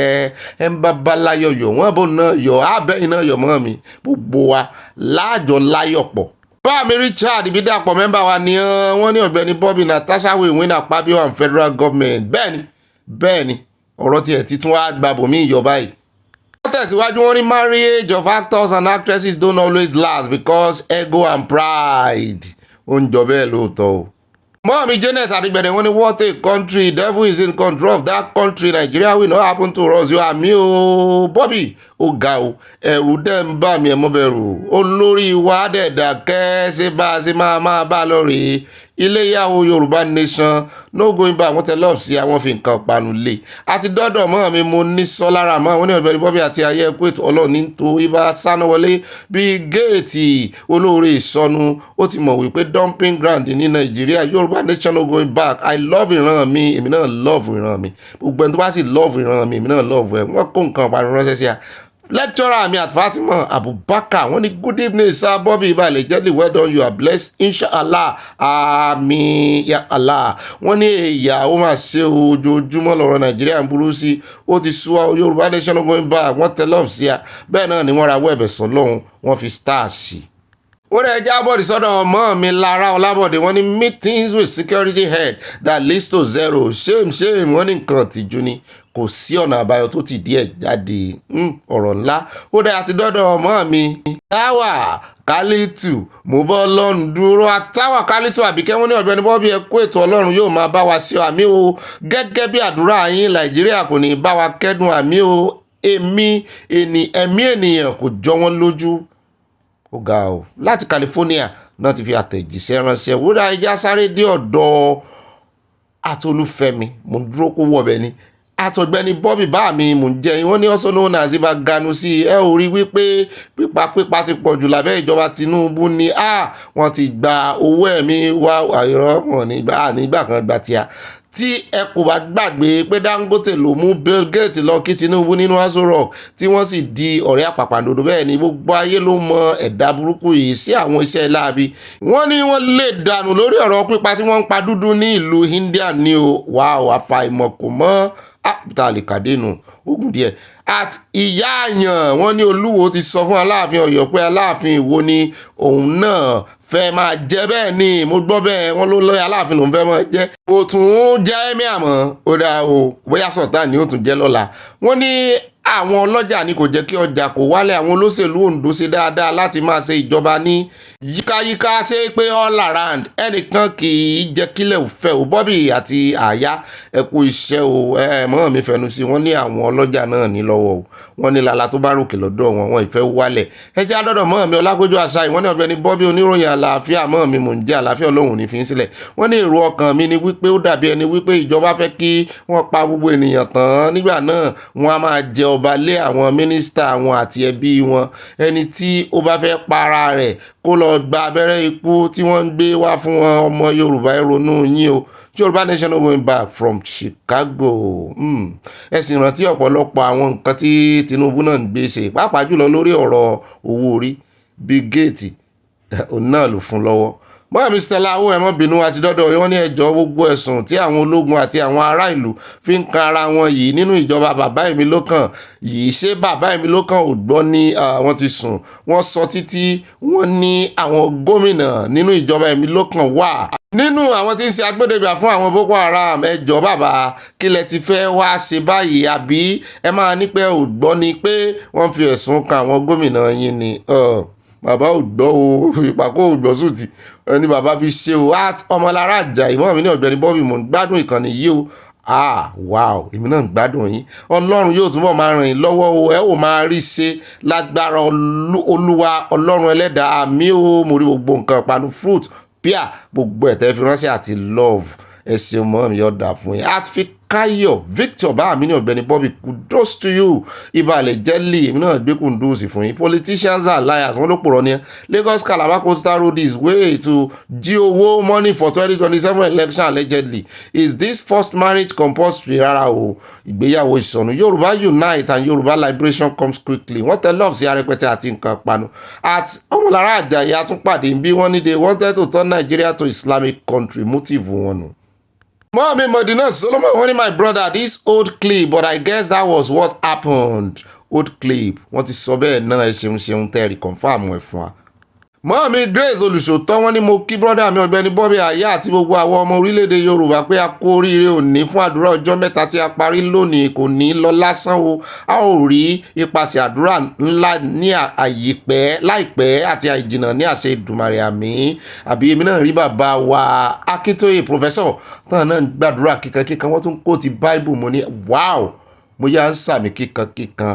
ọ̀pọ̀ àwọn èèyàn ò sí ń bẹ̀ lánàá kò sì dáa bẹ́ẹ̀ Mọ́mí Grace olùṣòótọ́ tẹ̀síwájú wọn ní àmì o wọn kò ní bá wa kẹ́dùn ní orúkọ ńlá Jésù Kristi àmì NYNSY wọ́n tẹ̀ lọ́ọ̀ sí àwọ̀ àwọn acronyms yìí ò yé mi gbogbo ẹ̀kọ́ ló yé mi Yorùbá nation no going back nìkan mo dámọ̀ at Adétinú Àjẹ́dù Mọ́mí ní ẹ̀nà jẹ́dù ní o Adétinú ẹ̀nà jẹ̀dù wọ́n ní mo kí Ọ̀gbẹ́ni Bobby àti àyà happy new month to you and your family oṣù yìí àsanwá sí rere ní àṣẹ Èdùmàrè Yorùbá nation going back wọ́n tẹ lọ́ọ̀fù sí àwọn kó nǹkan pàánù sí ẹ̀sìn yọ̀ọ̀dà fún yìí o àjọ rópin oṣù yìí ni àárín ilé tí ń bọ̀ náà báà mi fọlọ́run sọ́ta nímọ̀lá kò sẹ́dá kan wọ́n ní Ọ̀gbẹ́ni Bobby iṣẹ́ àgbẹ̀ níṣẹ́ ilẹ̀ wa àwọn bẹ́nu iṣẹ́ àgbẹ̀ náà ń ṣe iṣu bẹ́nu ìlà ń jẹ ní Èkó ṣùgbọ́n ṣé olóòótọ́ wà mọ́ ní Nàìjíríà irọ́ ni wọ́n ń pa lórí àrùn jẹjẹrẹ wọ́n fẹ́ máa fi ṣiṣẹ́ ibi fún àwọn ọmọbìnrin kí ló dé tí wọn kò fẹ́ fún àwọn ọmọkùnrin they want to reduce their population àwọn ìka wọn tẹ lọ́ọ̀fù sí àwọn kò nǹkan panu sí bẹ́ẹ̀ ni àwọn obìnrin náà ń tágẹ́ẹ̀tì bí ó jẹ́ pé àwọn ni wọ́n máa ru oyún àwọn ni wọ́n ń target at Adétayọ̀ Adégẹyẹ Obi bá mi mò ń jẹ́ wọ́n ní gbogbo ọ̀nà ní ìjọba Nàìjíríà fi ń gbẹ̀mí ènìyàn kò sóhun tọ́mọ ìlú lè ṣe lórí ọ̀rọ̀ agbára àfi kí Olódùmarè gbà wá o lọ́wọ́ ìjọba Nàìjíríà ìbùkún ní fún orílẹ̀-èdè Yorùbá from Newark New Jersey USA wọ́n tẹ love sí a wọ́n kó nǹkan pàánù sí ẹjẹ́ àtàrà ṣàṣàkà dé ọ̀dọ̀ òkè ńlá Adédọ̀tun wọ́n ní Ọ̀gbẹ́ni Bobby àná àyà mi ọ̀wọ́n bá mi yọ̀ọ̀dà fún ẹ̀yin náà ẹ sọ wọ́n sí mi ó ní mo kí yín púpọ̀ fún iṣẹ́ takuntakun ojoojúmọ́ yìí kùndùsì pẹ̀lú gbòsàn ńlá fún yín mo gbà èmi náà dá padà fún yín bẹ́ẹ̀ láwa àkókò adá padà fọ́ lọ́hùn gẹ́gẹ́ bí ògo wọ́n tẹ love sí àwọn kó nǹkan pàánù sí wọ́n ní kí ló dé tí a máa ń politicize gbogbo àjẹ́ndà gọ́ọ̀mẹ̀ntì wọ́n ní afọ́jú pàápàá òbọ̀rọ̀ sọ wípé Lagos Calabar project yẹn kò exist Owore only loves to be heard at all times without being genuinely constructive Bobby ibà sanabulẹ̀ gọ́ọ̀sọ̀hún wọ́n tẹ love sí àti nǹkan panu ọ̀nà míì ní bá mi gbà wọ ọ̀rọ̀ Sowore lánàá o ká mọ̀ wò bóyá Sowore bóyá ó ń parọ́ lóòótọ́ bóyá ó ń sòótọ́ àmọ́ wò yọ̀dà fún ibà mi o mo gbọ́ tí mo sì gbà Àtóyìn Adéoyè mọ́ mi ní ibà confam mo dúpẹ́ ọjọ́ o wọ́n tẹ thumb up sí àwọn ní kí o tó send díẹ̀ tó gbáàsì Ọ̀gbẹ́ni Bobby àti àwọn búsẹ̀rìn ibà Fayọ̀kọ́ tí ẹ̀wọ̀n mọ̀ ẹ̀yìn mi mẹ́sàn-án mẹ́wàá ní orí mi mọ̀ ọ́n wú. Ibà Yomi kún ibà olóyè rẹpẹtẹ well done bro wọn kó nǹkan parun ránṣẹ́ wọn tẹ love Yorùbá nation going back thanks very much thanks to you too mọ́mí. Stella ẹ̀tún ká mi mọ́ bí wọ́n ní Amẹ́ríkà ò gba ìgbàkúgbà wọ́n ti dá Bill Gates nù bí omi ìsanwó bẹ́ẹ̀ ni wọ́n ní abẹ́rẹ́ polo tí wọ́n kó ní Amẹ́ríkà wọ́n ní Nàìjíríà ló wá kàn báyìí ó máa sí ọjọ́ wo ni wọ́n máa tó gbọ́n ní ìlú Nàìjíríà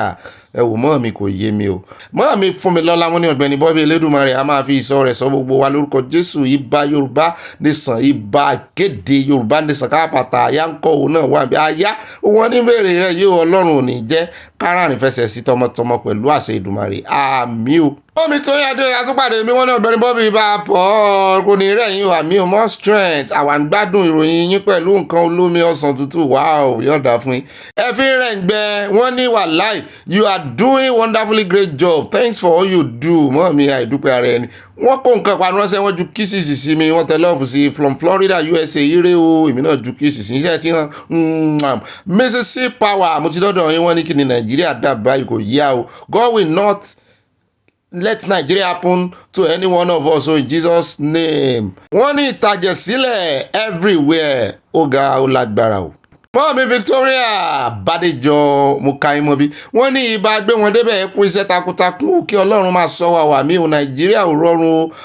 lọ́sàn-án lóru wọn ò ní bá wa kẹ́dùn àmì o àdúrà láì kìlọ̀ fún gbogbo diasporas tí wọ́n bá ń lọ sí Nàìjíríà ṣọ́ra lọ́dọ̀ àwọn ọlọ́pàá nítorí ikú òjijì Yorùbá nation going by wọ́n tẹ lọ́ọ̀fù sí àwọn kò nǹkan panu sí wọ́n fi fúláwà lé ó dàbí ẹni pọ̀pọ̀lọpọ̀ wá sẹ́ẹ̀rì fọ́nrán yẹn ni 2019 náà sì ló ti jáde at Ajibuwa Babatunde Johnson bá mi ní Mr. Bobby why not using the money for infrastructure before the doomsday ìka ọ̀dájọ́ abiyamọ àwọn politician wọ́n ní ara wọn tó máa jẹ́ńbẹ̀ náà máa lò fún.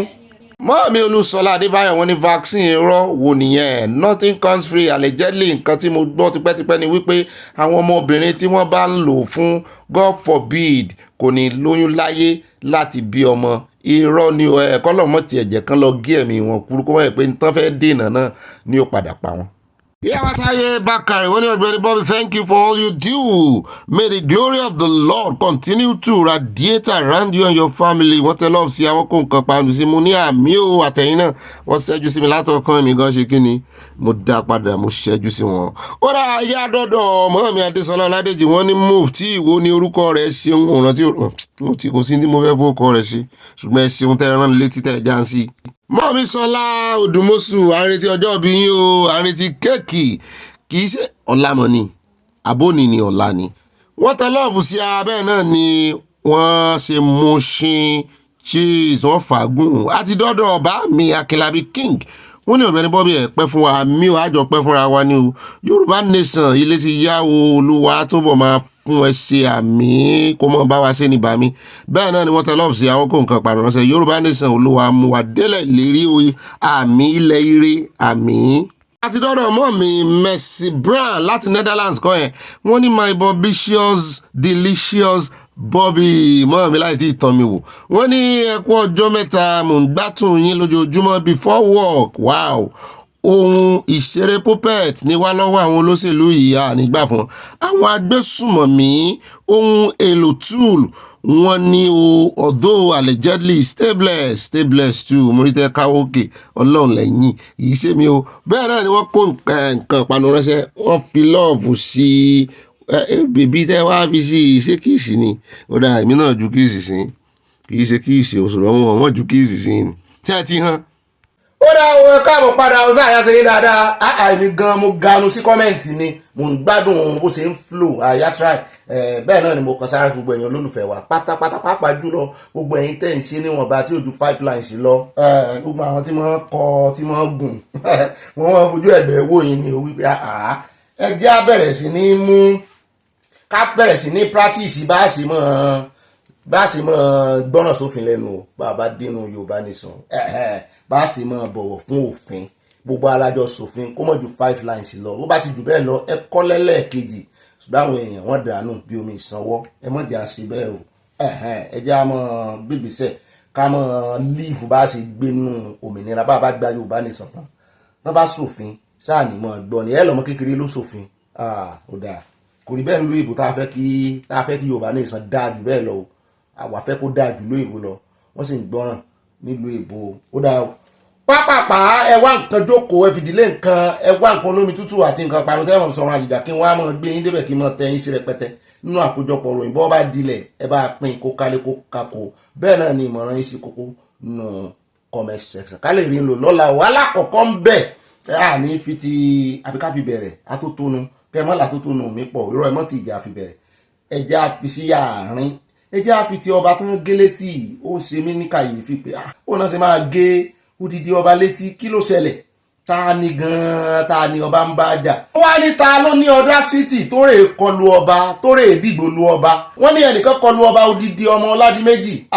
ìsáàbọ̀ ọmọ ní ọba yìí wọ́n lódidi ọmọ ní orúkọ wọn nù tí ìlú Ìgbọ́kọ̀dá wọ́n tún gé ọba létí jẹ o wọ́n ní ń ṣe ni àwọn èèyàn ìlú Ìgbọ́kọ̀dá ní ìjọba ìbílẹ̀ Ìlàjẹ ṣé mo gbà á mo ṣe pé òun àbí Ìgbọ́kọ̀dá ni ní Oǹdó wọ́n ní wọ́n ya sí ojú pópó tí wọ́n sì ń ṣe ìwọ́de láti ṣe ìfẹ̀hónúhàn ohun tí wọ́n ṣe ìfẹ̀hónúhàn lé lórí kò sẹ́yìn báwọn kan ṣe kọlu ọba wọn olú ti ìlú Ìgbọ́kọ̀dá ọba odidi ọmọ Afọlábí Ọládìméjì mo láìkí orúkọ yẹn gẹ́gẹ́ bí ìròyìn tó tẹ̀ wá lọ́wọ́ o wọ́n ní níbi ètò kan wọ́n ti ń ṣe ìfilọ́lẹ̀ sísọ ọ̀nà Ìgbọ́kọ̀dá sí Òkìtìpupa di 2 lanes wọ́n ní ibẹ̀ ni ìṣẹ̀lẹ̀ náà ti wáyé o gẹ́gẹ́ bí amúgbálẹ́gbẹ̀ẹ́ ọba náà sì sọ o níṣẹ́ ni ara ń kan àwọn èèyàn ìlú náà báyìí tí wọ́n sì ń béèrè pé kí ẹni tó ṣe ìkọlù sí ọba náà tọrọ àforíjì ní ìta gbangba o tí wọ́n dá ọjọ́ sí àwọn olùfẹ̀hónúhàn náà tó fi mọ́ àwọn ọ̀dọ́ àtàwọn obìnrin ya sí ojú pópó láti pè fún ìdájọ́ òdodo àti ìbọ̀wọ̀ fáwọn orí adé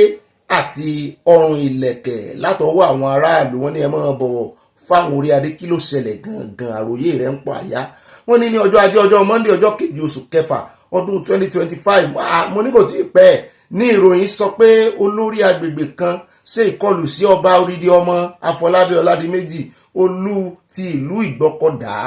lásìkò ayẹyẹ ọ̀hún wọ́n ní olórí agbègbè náà ó ṣe ìkọlù sí ọba odidi ọmọ nígbà tí ọba náà sọ fún pé kó kúrò ní ààyè iwájú tó jókòó sí ààyè àwọn ọlọ́lá láti jẹ́ kí àwọn ọba aláyé kan wà bẹ́ẹ̀ wọ́n sọ pé ọba náà sọ fún ẹni náà láti bọ́ sí ààyè mìíràn ṣùgbọ́n ẹni náà kọ̀ ó sì dúnkokò mọ́ ọba wípé máa jójú yín ọba kí ló ṣe yín ọba odidi ọmọ ṣàlàyé pé ẹni náà kọ̀ láti dìde tó sì bẹ̀rẹ̀ sí bú òun dúnkokò láti na òun tí ọ̀rọ̀ náà sì di ìsọ̀ àtàyànyàn ó sọ pé onítọ̀hún tí wọn kò dárúkọ rẹ̀ gé òun létí jẹ èyí tó mú kí òun nílò ìtọ́jú nílé ìwòsàn lójú ẹsẹ̀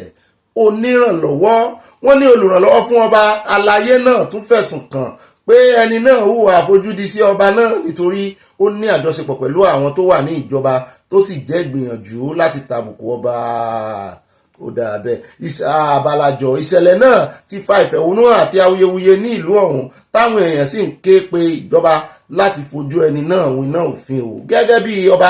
mi ò ní jẹ́ kí ìṣẹ̀lẹ̀ yìí lọ láì gbé àwọn ìgbésẹ̀ tó tọ́ lórí ìṣẹ̀lẹ̀ náà mo máa rí i pé mo ṣiṣẹ́ pẹ̀lú àwọn aláṣẹ tó tọ́ láti fojú ẹni náà winá òfin yóò dáa bẹ́ẹ̀ o yóò dáa bẹ́ẹ̀ torí àwọn kan náà wà tó jẹ́ wípé ẹ̀rù pọ̀n gangan lọ́ba ni nígbà tó bá sọ fún wọn pé kó kú òǹbí kan fáwọn ọba ibẹ̀ náà rí sáàfù àwọn ọba fún ibẹ̀ náà rí sáàfù àwọn ọba sí ṣùgbọ́n àwọn ọmọ nàìjíríà kan náà wọ́n ń bú ọba o wọ́n ní kì í ṣe ṣe ọba láti lè máa sọ bẹ́ẹ̀ wọ́n ní ọba náà ló fira wọn sí wọ́n ní ọba ò fira wọn sípò ọ̀wọ̀ mo ní wọ́n ní bẹ́ẹ̀ ní bọ́bí wọ́n ní bẹ́ẹ̀ yẹn bá wà ń patí tàbí téèyàn wà ní ibi ètò kan wọ́n ní àwọn tí wọ́n máa ń ṣiṣẹ́ yẹn ọ̀tọ̀ ni wọ́n tó bá máa nara wọn wọ́n lè nara wọn torí wọ́n ní àti sọ fún èèyàn pé kó kúrò nípò ọlá kó relegate wọ́n ní àwọn míì ò wọ́n ìgbà lẹ́rọ̀ àwọn míì ò ní dáhùn pé sí ọba nìkan ló yẹ kó wà ń pọ̀ ọlá mo ní wọn náà sì mọ ṣùgbọ́n lọ́rọ̀ kan agbẹnusọ ọlọ́pàá ìpínlẹ̀ Ondo Àyànládé Ọláyínká Olúṣọlá sọ pé bí ó tilẹ̀ jẹ́ wípé àwọn gbọ́ nípa ìròyìn náà kò sí ẹni tó fi ìṣẹ̀lẹ̀ náà tó àwọn létí ṣé mo fẹ́ béèrè nǹkan kan pẹ̀lú tí ọlọ́pàá Nàìjíríà wọn ń ṣe wọ́n gbọ́dọ̀ lọ fi ìṣẹ̀lẹ̀ tó wọn létí àbí kan tó gbègbèsẹ̀ tó bá rí pé nǹkan kan ń ṣẹlẹ̀ àbí wọ́n lẹ́tọ̀ọ́ mo ń béèrè ní o torí lóòótọ́ ọlọ́pàá ò ní déédéé lọ rìn sí kí ni àbí tó bá yẹ pé bóyá wọ́n ń patrol kiri tí nǹkan ṣẹlẹ̀ ládùúgbò ṣùgbọ́n tí nǹkan bá ṣẹlẹ̀ lágbo lé láàrin èèyàn méjì àbí èèyàn mẹ́ta àbí èrò gan táwọn bá ti fọ̀rọ̀ lọ wọ́n lè mọ̀ dá sí o wọ́n lè rò pé ẹwà òkè àbẹ́ ti ṣẹ́tù ẹ̀ o ṣùgbọ́n bá ti láwọn ó gbègbèsẹ̀ kọ́ bá gbègbèsẹ̀ ká wojú ẹni tọ̀hún ká worú agbára tó ní ká tó wá mọ̀ bá a ṣe sọ ṣùgbọ́n mi ò ní bọ́n dá sí o wọ́n bá ti sọ tán á wà gbérù yín wá fún ẹjẹ́ àpò ń bẹ́ ẹjẹ́ wá sáré dé Ìlọrin lọ́dọ̀ Abdulrahman lórí ọ̀rọ̀ Hafsat Yétúndé Lawal wọ́n ní Abdulrahman tó ti ganu sí máì ó ti ń ro tẹnu rẹ̀ o ìgbẹ́jọ́ Abdulrahman Bello àti àwọn mẹ́rin míì tí wọ́n ń jẹ́jọ́ lọ́wọ́ lórí ìṣekúpa Hafsat Yétúndé Lawal tẹ̀síwájú lánàá nílé ẹjọ́ gíga ìpínlẹ̀ Kwara Abdulrahman Bello ní iléeṣẹ́ ọlọ́pàá ìpínlẹ̀ Kwara fẹ̀sùn kàn nípa ìpànìyàn Abdulrahman yìí kan náà Abdulrahman Bello kápẹ́jálẹ̀ torí bọ́mọ ó bá dáná níṣẹ́ ló kọ wọ́n ní iléeṣẹ́ ọlọ́pàá ìpínlẹ̀ Kwara àti bàbá àti ìyá ẹni tó pa fi ẹ̀sùn ìpànìyàn àti ìfipábánilòpọ̀ kàn lórí ikú akẹ́kọ̀ọ́ ilé ẹ̀kọ́ olùkọ́ni àgbà ìlú Ìlọrin ìyẹn Yétúndé bẹ́ẹ̀ bá gbàgbé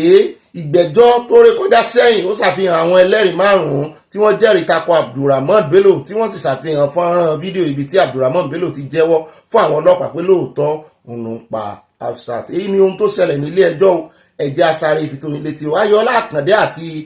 Isa Bakari ló sojú kọmíṣánná àfẹ́tò ìdájọ́ ìpínlẹ̀ Kwara tó tún jẹ́ amòfin senior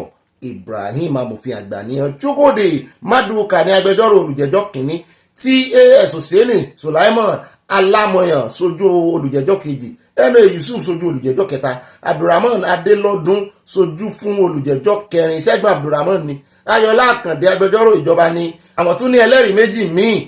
lákàtà tiwọn adájọ́ sì ní kí wọ́n pe àwọn ẹlẹ́rìí náà wọlé o ẹlẹ́rìí kìíní Ayọ̀dèjì Joshua tó wá láti ẹ̀ka tó ń ṣe ìwádìí láti ọ́fíìsì iléeṣẹ́ ọlọ́pàá ìpínlẹ̀ Kwara ó ní òun jẹ́ ọ̀kan lára àwọn ọlọ́pàá tó ṣe ìwádìí ọ̀rọ̀ náà ó ṣàlàyé pé lọ́jọ́ 9 oṣù karùn-ún ọdún yìí ní iléeṣẹ́ ètò ìdájọ́ ìpínlẹ̀ Kwara kọ ìwé ẹ̀sùn sọwọ́ sí àwọn níbi tí wọ́n ti fẹ̀sùn kan Abdulrahman Bello àti àwọn mẹ́rin míì lórí ikú Hafsat Yétúndé Lawal nígbà tí wọ́n béèrè ìbéèrè lórí ìwádìí ọ̀rọ̀ náà ó ní àwọn ṣe ìwádìí sí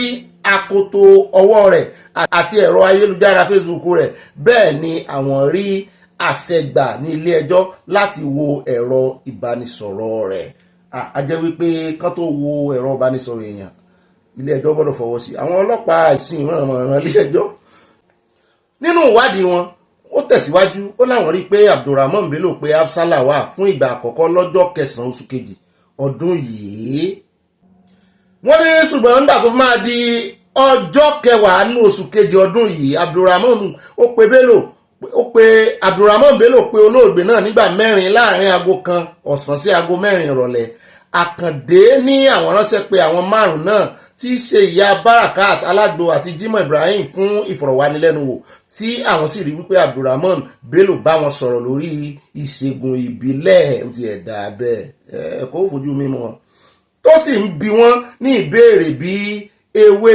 àjọbàlẹ̀ àtàrí àti bẹ́ẹ̀ bẹ́ẹ̀ lọ àwọn òṣègùn àwọn aṣègùn àwọn oníṣègùn ó ti ẹ̀dá ṣe rí oúnjẹ ọbẹ̀ nípa àwọn náà fẹ́ mọ́ ba orúkọ àwọn babaláwo jẹ́ kán tiẹ̀ mọ́ kó wọn ó ní àwọn bíi Abdulrahman Bello léèrè kí ni ó fẹ́ fi àwọn nǹkan yìí ṣe ó ní òun fẹ́ lò ní kí ló fẹ́ lò fún ẹnì kejì tí Abdulrahman Bello pé ìwádìí fi hàn pé ó fi owó sọwọ́ sí láti bá ara egbòogi olóró ṣe ti mú un náà lọ́jọ́ 11 oṣù kejì ọdún yìí ó tún pe Jimoh Mahmood ṣé ìsara àwọn Mahmuda tó jẹ́ alápatà pé òun nílò ọpọlọ màálù ẹmú náà dáadáa o ṣé màálù nìkan ní ń pàátà. Lẹ́yìn àlàyé náà ẹlẹ́yìn náà ṣe àgbékalẹ̀ ìwé àkọsílẹ̀ ìwádìí wọn fún ilé ẹjọ́ gẹ́gẹ́ bí ẹ̀rí, adájọ́ sì gbà wọlé, wọ́n accept. Ẹlẹ́rìí tún ṣàgbékalẹ̀ fọ́nrán fídíò ibi tí Abdulrahman Bello ti jẹ́wọ́ pé lóòótọ́ ni òun pa Hafsat Yetunde Lawal kó sáà mọ́ padà wá kó mọ̀ ní wọ́n fipá mú un sọ̀rọ̀ ni kó mọ̀ náà fìbọn sóun lórí fi kan tó ń kọ́ lẹ́ni. Nínú fídíò náà Abdulrahman ní lásìkò tí òun bá Hafsat Yetunde Lawal tó ń bá a lò pọ̀ lọ́wọ́ ni òun fún lọ́rùn pa. Ó ní lẹ́yìn èyí ni Bello ó ní lẹ́yìn rẹ̀ ló ń jáde lọ ra ìgò ọtí líle tí òun sì mú dé ìdajì ìgò kí òun tó bẹ̀rẹ̀ sí kún. Ó lọ mú tajútajú kójú ẹ̀ lè le kó lè fi dájú sí dáadáa. Ọ̀dájú ìka of Africa. Ó lẹ́yìn tó ń kún òkú rẹ̀ wẹ́lẹ́wẹ́lẹ́ tán ló ń lọ da ìtókù sí oríta bóyá ara ṣẹ́tán ní kò sí nìyẹn.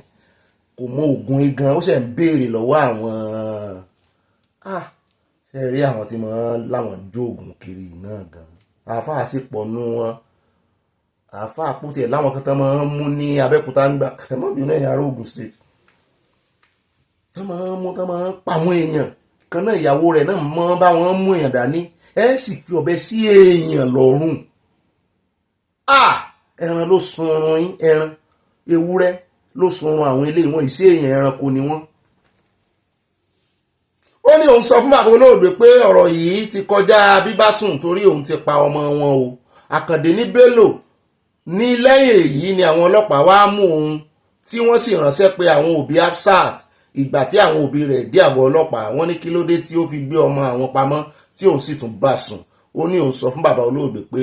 ọ̀rọ̀ yìí ti kọjá bíbásùn nìkan òun ti pa ọmọ wọn. Olùjẹ́jọ́ kejì sáwọn olùjẹ́jọ́ yìí náà mọ̀ ń pa ẹni. Abdulwasiu ní ọ̀rẹ́ olùjẹ́jọ́ kejì ó ní ọ̀rẹ́ ni òun ìyẹn Abdulwasiu àti Abdulrahman Bello kí ló dà yín pọ̀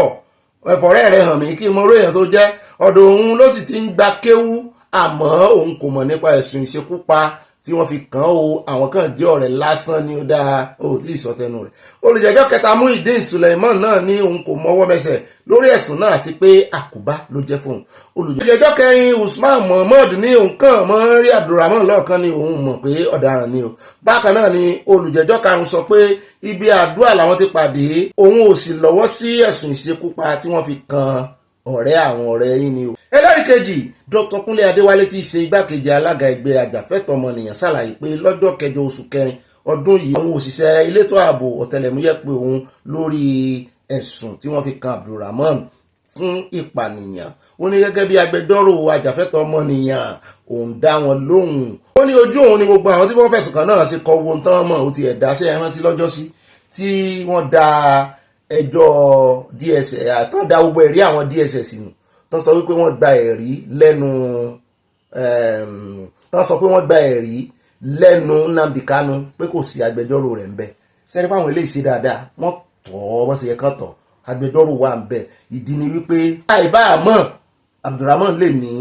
wọ́n fagídí gba kinní lẹ́nu òun ni so agbẹjọ́rò wà ń bẹ kò lè sọ pé wọ́n fagídí gba nǹkan lẹ́nu òun mọ́. Wọ́n ṣe pẹ̀lú ọ̀rọ̀ òfin. Ọlọ́run ó jẹ́ kí ẹjọ́ ìlójútu irú Abdulrahman sì pọ̀ rẹpẹtẹ nígboro ayé o wọ́n sì ń ṣe báyìí o àwọn ọmọ ẹni kẹ́kìlọ̀ fún o àní bọ́ sọ́wọ́ o. Ẹ jẹ́ akóńbẹ́ ẹ jẹ́ wa lọ sí orí ti Simon Ekpa níbi tó ti bí léèrè wípé Ọgbẹ́ni sọ́n tó mọ̀ fún wa torí ẹ̀sùn agbésùnmọ̀mí náà fẹ́ fi kàn báyìí sọ́n tó mọ̀ fún wa nípa IPOB. Ó dìnnà IPOB ó lóun ò mọ nǹkan kan nípa IPOB mo ní àwọn kan ní diplomacy ló ń lò sí diplomacy náà ló wá mú sọ pé content creator lòun ó content creator débẹ̀ ní blogger ni ó ní blogger lòun ìyẹn Simon Ekpa. Àwọn ò ní fi ìròyìn yìí àfi ṣe sánà ní rẹ̀ o a sì fi bu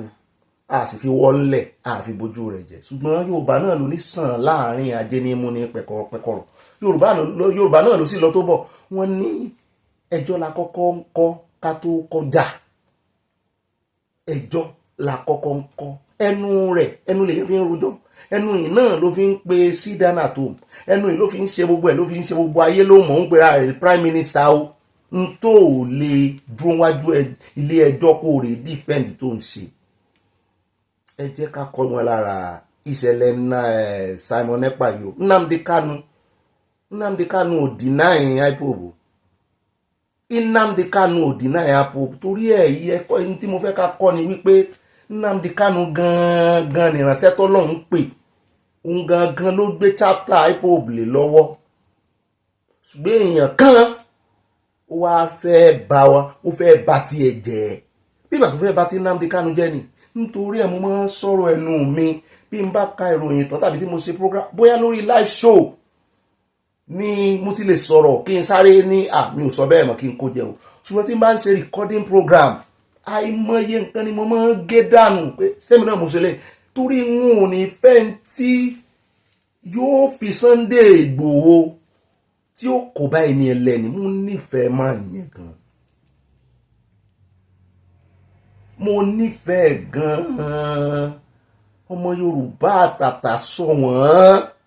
gbogbo nǹkan ló pé sí lára ní nǹkan gidi ni o mo máa nífẹ̀ẹ́ o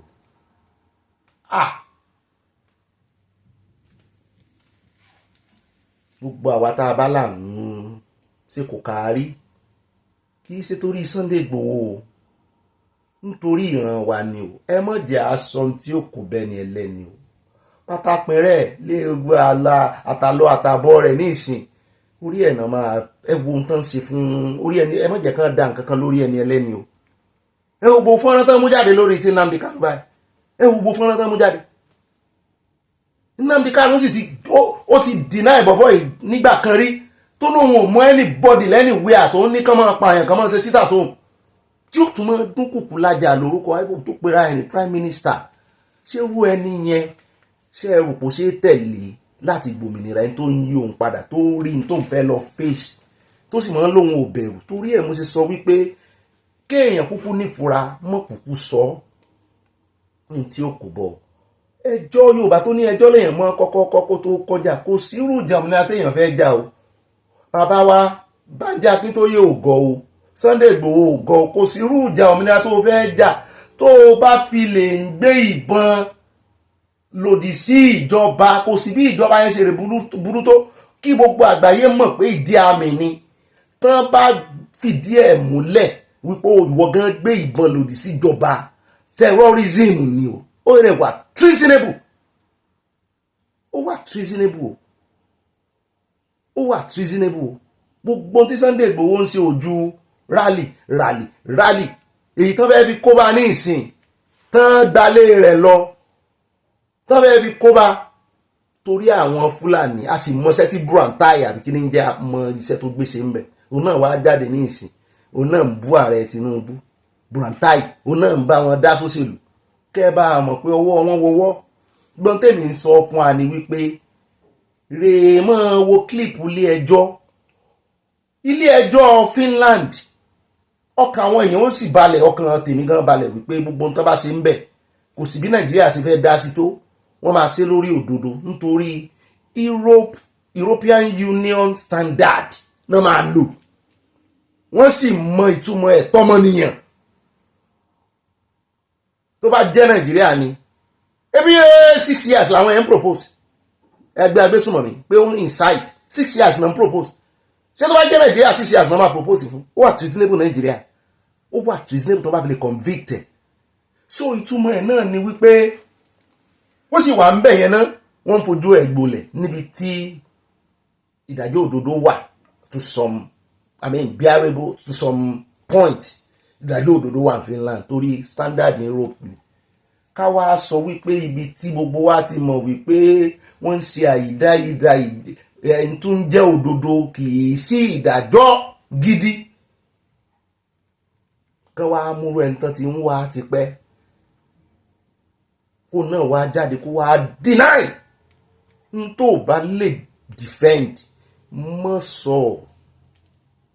n tó bá lè defend mọ́ sọ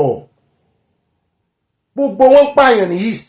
wọ́n declare sit at home ó wà lára ẹ̀sùn tó fi ń kan Nnamdi Kanu tí Nnamdi Kanu sì sọ pé òun ò ever pàṣẹ wípé kán sit at home bó tẹ̀yẹ pé òun náà sọ àwọn àsọjáàmù kan ṣùgbọ́n ní ìsìn ibi tẹ́jọ́ dé òun náà ti mọ ẹ̀wà ló ń jẹ́ àjẹsùn political solution ń wá sí ọ̀rọ̀ ẹ̀ sìn political solution ń wá sí ọ̀rọ̀ ẹ̀ wọ́n á tú Nnamdi Kanu lẹ̀ bí mi ti ń wòye wọ́n á túlẹ̀ mo forecast ẹ̀ mo rí pé mo wòye pé wọ́n máa túlẹ̀ mi kọ́ ládájọ́ o ṣùgbọ́n mo forecast ni nítorí ẹnu ẹjẹ́ àfilẹ̀ yá fi gbogbo ẹ̀ sábẹ́ political solution èèyàn kan wá jáde ó ní òun fi ọ̀rọ̀ ìran kan kéèyàn kan wá jáde nísìn kó ló ń fi ọ̀rọ̀ Yorùbá nation òun kàn fi ń ta káìtì ni òun kàn fi ń ṣe content ni ìtumọ̀ ẹ̀ nìyẹn bó ni ó ṣe rí pé òun ò mọ tó ń sọ òun kàn fi ń ṣe content ni òun kò sí tó kàn pẹ̀lú Yorùbá nation òun kàn fi ń ṣe content tó ẹ gbọ́ torí ẹ̀ lèmi ṣe máa ń tẹnu mọ́ ohun tó bá lè tẹ́mi ò bá lè defend personally èmi ò ní fẹnu sí o nídìí èyí mẹ́yàn bá ń sunkún èèyàn ríran o ohun tó bá lè defend ni kó o sọ o mọ́ lọ́wọ́ sọ ìsọkúsọ kó wá expect pé Sunday Igboho wà bọ́ defend ẹ wo bí Sunday Igboho ṣe máa ń làkàkà lórí wọ́n bá gbọ́ pé wọ́n mú èèyàn kan Nàìjíríà ní ìsìn tán ní àwọn ọmọ kan tó sì jọ ọmọ Yorùbá nation pápápá Ọlọ́run fi àwọn èèyàn kẹ́ wọn nínú police wọ́n á ti pè wọ́n á ti pa wọ́n á ti ẹ̀tù ọmọ á sì ti gbọ́pọ́n ti tú wọn lẹ̀ bàbá Èkìtì máa ń jẹ́ wa lábọ̀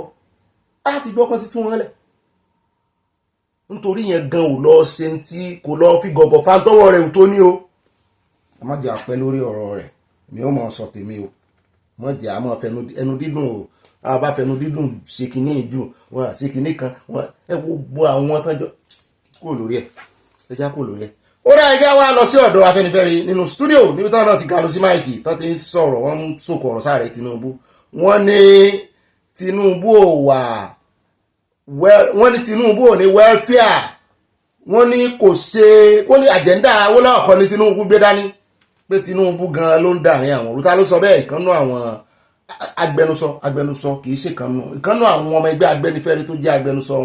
Justice Faloye ẹ bá ń tẹ̀sí ilé agbẹ̀rẹ̀já gbọ́rọ̀ lẹ́nu. There's only one Afenifere group, which is what I belong, and which supported the president initially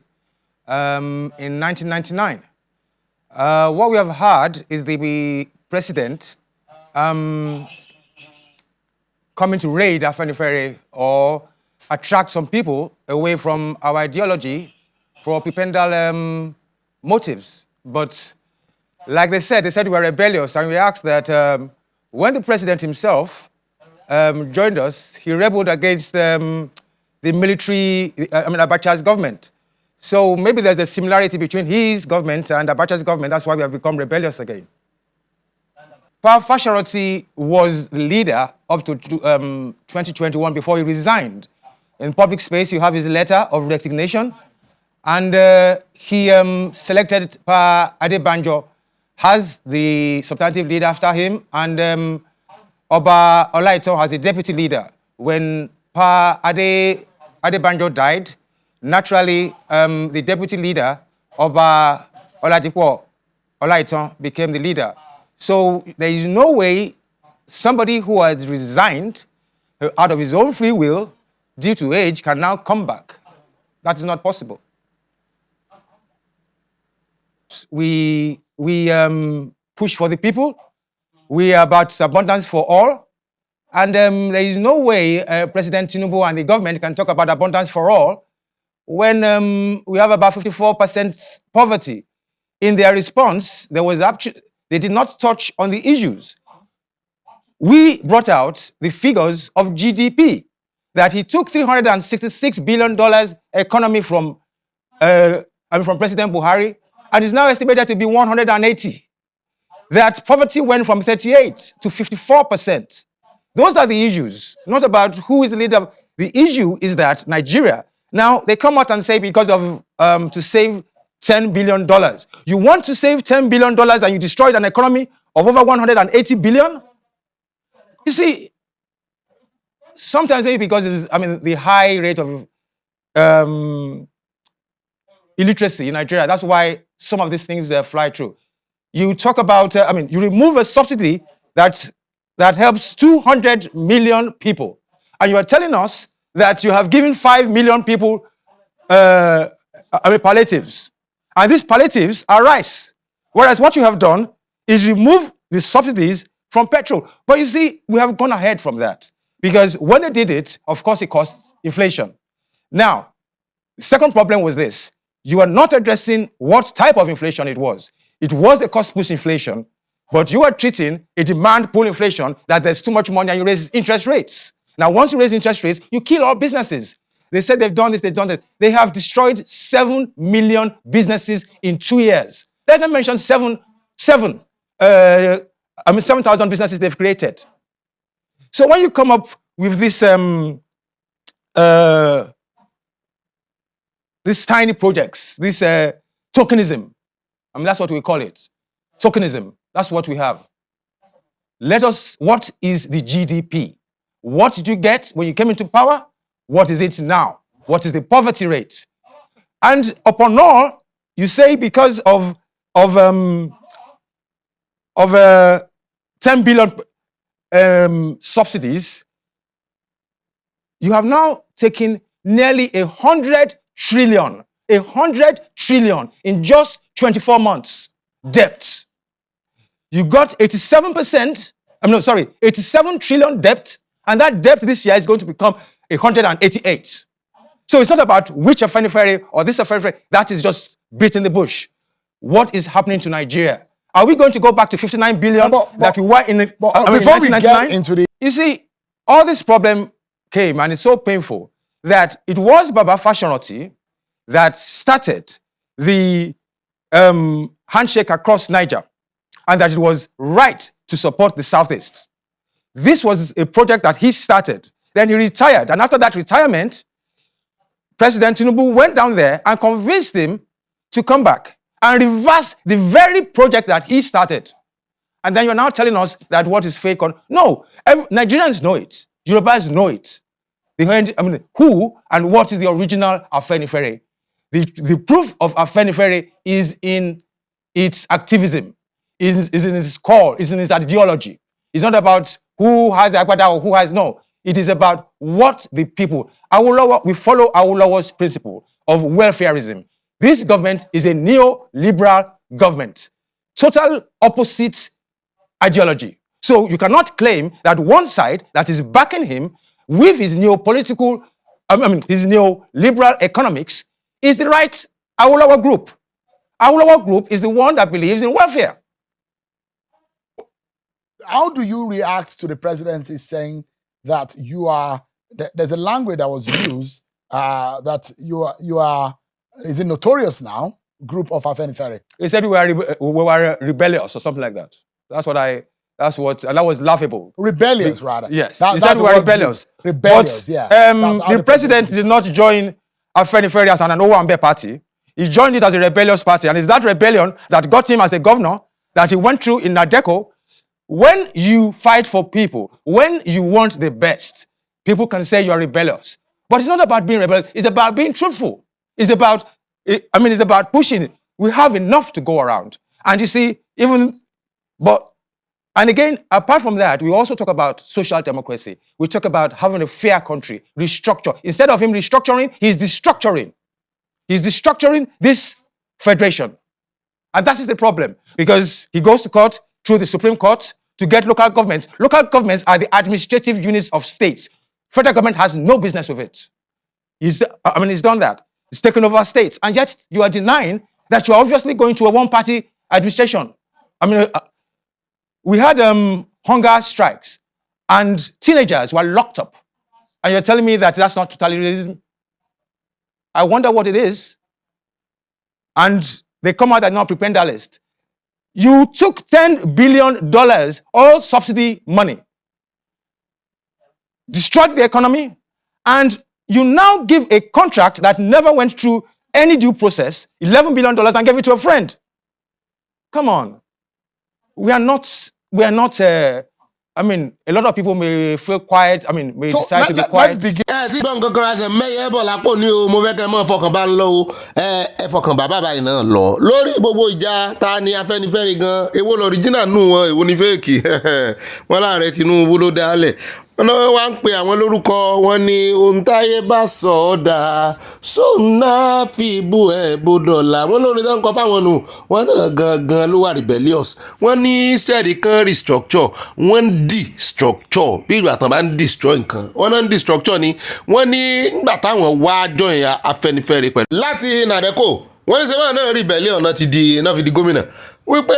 gbogbo eléyìí tán ń ṣe àtàwọn ni wọ́n sọ iye tán gba 11 billion kan ní mò ń gbọ́ yẹn wọ́n ní wọ́n ṣe project títì ọ̀rẹ́ wọn náà fún eléyìí lágbára àṣírí ń bẹ lọ́wọ́ àwọn tó wà o bẹ́ẹ̀ náà sì ni wọ́n sọ̀rọ̀ nípa inflation wọ́n lọ́pọ̀lọpọ̀ ọmọ Nàìjíríà wọ́n ní wọn ní làákàyè tó illiteracy nìjẹ́ bẹ́ẹ̀. And especially Nigeria that has the highest homelessness in the world. Houses is where your consumer market starts. Your television, your food, your everything. If we are short of that, and if your government is building is building a house for 20,000 people when you have 20 million homelessness, then you're not doing anything for the consumption. You know that Chief Awolowo talked about free education. Now, you put students on loans and say, okay, maybe some technical colleges should be free. What we have said is that STEM, science, technology, engineering, and mathematics should be free if you are serious about uplifting this country. What about our health? A report came out yesterday saying that Nigeria is the worst place in the world for maternity. We have the highest maternity mortality rate. And somebody is coming out and telling me, we are doing, what are you doing? Kí lẹ tí rí eléyìí tí Bill Gates tún ti bá yín tọwọ́ bọ̀ yìí abẹ́rẹ́ tó ń fún Bill Gates lóye national honour tí rí nǹkan kan high mortality death rate tí rí nǹkan kan Nàìjíríà pẹ̀lú tí Bill Gates máa bá yín fà ìgbẹ́ tó máa múlẹ̀ fún yín Afẹ́nifẹ́re ẹ bá ń sọ fún yín bá ń kìlọ̀ fẹ́yìn náà èyí ẹ̀tún wá jẹ́ Afẹ́nifẹ́re pa Adébánjọ Fásán ṣé bá ń sọ gbogbo yín lẹ̀ ràn rí mọ́ inú Nàìjíríà gbogbo yín lẹ̀ ràn rí mọ́ restructure gbogbo yín lẹ̀ ràn rí mọ́ regional gbogbo yín lẹ̀ ràn rí mọ́ inú àhámọ́ ẹ wá ń complain tí complain tó àwọn ń retí ọjọ́ kínní ni o kò tí ì tó rárá kò tí ì súnmọ́lé. This year alone, 13 million people are going into poverty. 30 million people are at the brink of starvation. So, those indices and that they may try and manipulate, they don't really occur. Go to Lagos. I mean, we're in Lagos here, where you go everywhere. The whole streets are, everybody's indoors. You wonder, has everybody jackpot or they've just, they can't go. Everybody is, even the rich are struggling right now. Ó dá àwọn ẹ̀ka àbọ̀ padà ẹja kò lọ́dọ̀ Afẹ́nifẹ́re o ẹja dé ọ̀dọ̀ Natasha wọ́n ní lórí ọ̀rọ̀ Natasha ẹja fún update wọ́n ti ní kí wọ́n tún Akpabio sáàbù ní lẹ́tà ìpẹ̀jọ́ tó gbà lọ́jọ́ sí ṣùgbọ́n táwọn ò rí èsì lọ́wọ́ rẹ̀ wọ́n ní àwọn fẹ́ believe pé kò gba lẹ́tà yẹn kò rí àbí kó mọ̀ fẹ́ dáhùn wọ́n nìkan nu méjèèjì wọ́n ní ṣùgbọ́n àwọn tí wàá ṣe ruling míì báyìí ilé ẹjọ́ méjì ló gbé ilé ẹjọ́ gíga méjì l'Abuja Federal Capital Territory wọ́n ní wọ́n ti fún Senator Natasha Akpoti Uduaghan ní àṣẹ láti fi ìwé ìpẹ̀jọ́ ránṣẹ́ sí Senate President Godswill Akpabio àti Senate Deputy Chief Whip Oyekachinwaboyi tẹnu ẹjọ́ wèrè lọ́jọ́ sí lórí ẹ̀sùn sexual harassment àti ẹ̀sùn ìbanilórúkọjẹ́ tí Senator Natasha tó pè wọ́n tó lóun ló kọ́kọ́ pè wọ́n lẹ́jọ́ tí wọ́n sì ń fi dọ́là ilé ẹjọ́ wọn gbọ́n tí ilé ẹjọ́ sọ ilé ẹjọ́ ti sọ pé kán stop gbogbo ọ̀rọ̀ lórí pé wọ́n suspend ẹ̀ wọ́n sì pàpà bẹ̀rẹ̀ ẹjọ́ lórí ẹ̀ wọ́n pàpà suspend ẹ̀ wọ́n wá yọjú sí ilé ẹjọ́ so ilé ẹjọ́ ti wá ní àwọn ti dájọ́ nínú ìdájọ́ ẹ̀sùn àkọ́kọ́ tí àkórí rẹ̀ jẹ́ FCT/HC/CV/754/2025 adájọ́ Abubakar Kutugi pàṣẹ pé kí Senator Akpoti Uduaghan ìyẹn Natasha fìwé ìpẹ̀jọ́ ó fi ránṣẹ́ through right of summon pé kán rè tẹ̀jáde ní gbogbo orí ìwé ìròyìn national newspaper pé wọ́n lé láwọn ò rí mo ló ti ẹ̀dá bẹ́ẹ̀ kò ní sí àwàwé asánmọ́pá wọn ò rí torí gbogbo ẹ̀ ló ti ń béèrè pé ẹjọ́ tàpàbíò ẹjọ́ tí Natasha ló ń pàpàbíò náà àgbọ̀ nǹkan kan alọ́lágbọ́ àgbàbọ̀ àbọ̀ rẹ̀ là ń fún yín yìí o wọ́n ti pa láṣẹ wípé ẹ lọ́ọ́ fi sínú national newspaper gbogbo pépà tẹ́ bá lè lò ìwé ìròyìn ẹ lọ́ọ́ fi bẹ̀ kò lè ní ìkankanú wọn ò lè ní àwọn òka ìròyìn bí ò bá kà fúnra rẹ̀ yóò lé èèyàn tí ń jẹ lábọ̀ bẹ́ẹ̀ náà ni Uduaghan ìyẹn Natasha náà ti wá categorically ó ti sọ̀rọ̀ jáde lórí fọ́nrán kan tí ń fò kiri tán tún fẹ̀sùn míì kàn án ó lóun kọ́ ló ń sọ̀rọ̀ wọ́n ló ń bá jọ́nálìsì kan sọ̀rọ̀ pé ó sì mú fẹ́ blackmail ààrẹ Tinubu wọ́n ní in a statement partly read only I categorically and unequivocally disassociate myself from this video and audio recording. At no time did I grant such an interview or hold any such conversation with a journalist or anyone else. The voice in the recording is not mine. Olóhùn rẹ̀ kì í sí ohùn òun o, kì í sì ṣe fídíò òun. It has been cloned and manipulated with clear malicious intent. This is a calculated attempt to mislead the public, damage my reputation, and stir division within the leadership of the National Assembly and the federal government. It is not only mischievous and criminal, but also a dangerous abuse of technology to spread falsehood. Kàn mú ẹni tí ó bá wà ní ẹ̀ṣẹ́ rí tán fi AI ṣe lẹ́nujọ́ mẹ́ta kò ń rìn o.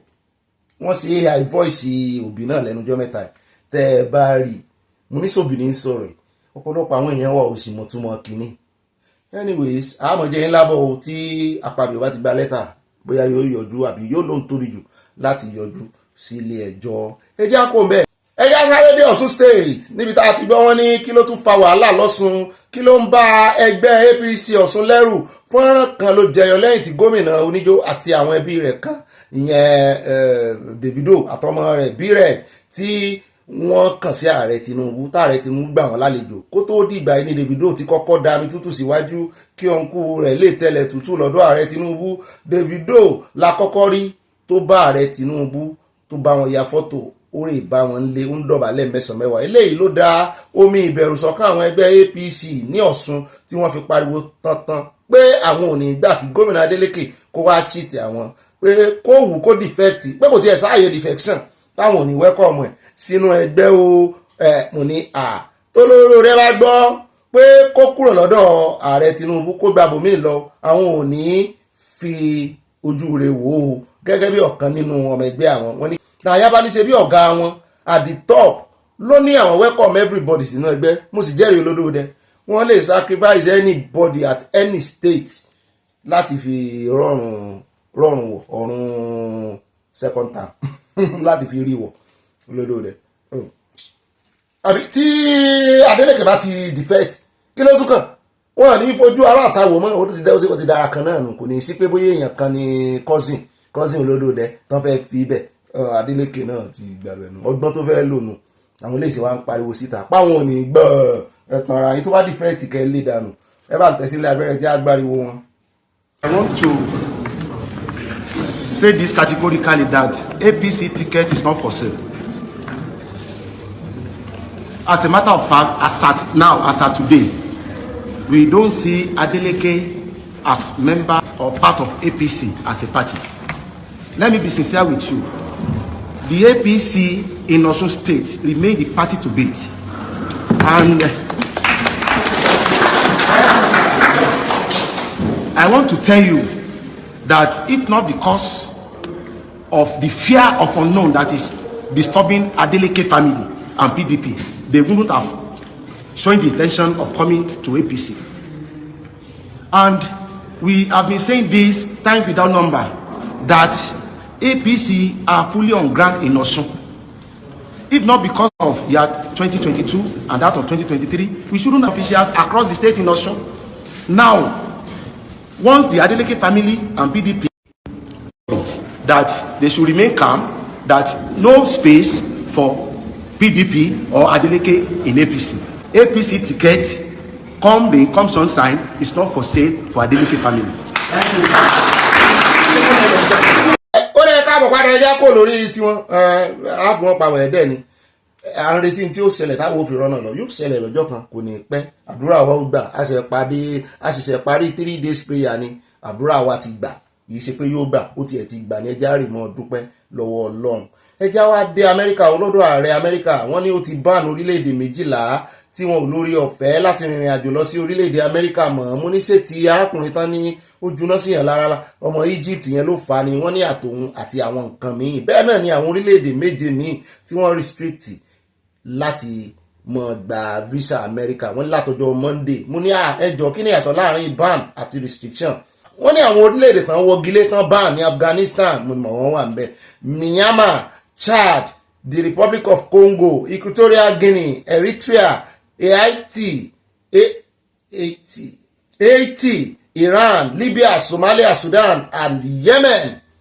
ṣùgbọ́n àwọn orílẹ̀-èdè tí wọ́n gbé restriction tó gara lé ní àwọn àlejò tó bá ń wá láti Burundi, Cuba, Laos, Lagos, Laos ní kìí ṣe Lagos yìí, Sierra Leone, Togo, Turkmenistan ògbọ́rí àti Venezuela. wọ́n láwọn ẹ̀wọ̀n bá wọn ṣùgbọ́n restriction wà lórí wọn. mo wá ní kí ni ìtumọ̀ restriction. wọ́n ní ban ni wípé ẹ mọ̀ tiẹ̀ fẹ̀kàn wá ẹ mọ̀ tiẹ̀ sòpò wá gba visa nígbà ńlá ìkẹwọlé yẹn ní ban. restriction ni wípé wọ́n restrict àwọn èèyàn sírú ìrìn àjò tán máa lè wá. for example sin wọ́n lè má gbà kan ṣe immigrant visa bí wọ́n níyàwó ń bẹ̀ ọ̀ kó jẹ́ ká ṣe báyìí wọ́n lè má gbà kan ṣe non-immigrant visa débi pé bóyá wọ́n wá school ń bẹ̀ àbí wọ́n wá ṣe àtìpó wọ́n sọ́dọ̀ àtìpó àbí wọ́n á ní bóyá wọ́n kàn fẹ́ wá ṣe tourism wọ́n lè má gbà wọ́n kó jẹ́ wípé wọ́n restrict wọn sí kàtígórì visa kan. ó lè jẹ́ tó bá níyàwó ń bẹ̀ tó bá ti níyàwó tó ní legal ground níbẹ̀ àbí tó lọ́kọ tàbí tó ní bàbá tó lè gbé ọ wọlé tá a jẹ́ immigrant visa kò ní jẹ́ non-immigrant visa. tán pé restriction nìyẹn wọ́n restrict wọn sáwọn nǹkan kan wọ́n lè ní school nìkan wá. so ìtumọ̀ ẹ̀ nìyẹn. only I must act to protect the national security and national interest of the United States and its people. Trump ló sọ bẹ́ẹ̀ o. 10 nínú àwọn orílẹ̀-èdè wọ́n ní tán wà ń bẹ̀ àti Amẹ́ríkà wọ́n ní 10 nínú àwọn orílẹ̀-èdè Áfíríkà náà ti wá tí ọ̀pọ̀ wọn tó fi mọ́ orílẹ̀-èdè Sierra Leone, Togo àti Equatorial Guinea wọ́n ní làwọn mọ̀ gẹ́gẹ́ bí orílẹ̀-èdè tó gbàbọ̀dé lòdì sí àwọn orílẹ̀-èdè West àwọn Europe, àwọn USA, Canada àti UK. wọ́n ní tí àwọn agbébọn tán fi ń ráàyè nínú rẹ̀ èèyàn ti ń gbé kiri pé àbí Nàìjíríà wà ń bẹ̀ àbí kò sí ń bẹ̀ àwọn ò rí Nàìjíríà ń bẹ̀. ó dá ẹja sáré dénú stúdíò ẹja aga máìkì sẹ́nu bàbá Abọ́dé George níbi tí wọ́n ti ń dọ́gbọ́n dá Wike lóhùn wọ́n láwọn ò ní bá sọ̀rọ̀ wọ́n láwọn ò ní bá dá mátà pọ̀ tẹ́lẹ̀ wọ́n nítorí wípé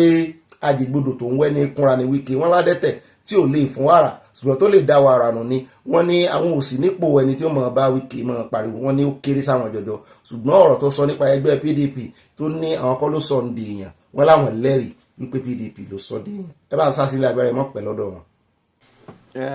Charles, let me say good evening to you and to all listeners. First and foremost, I was not only the vice chairman of the party,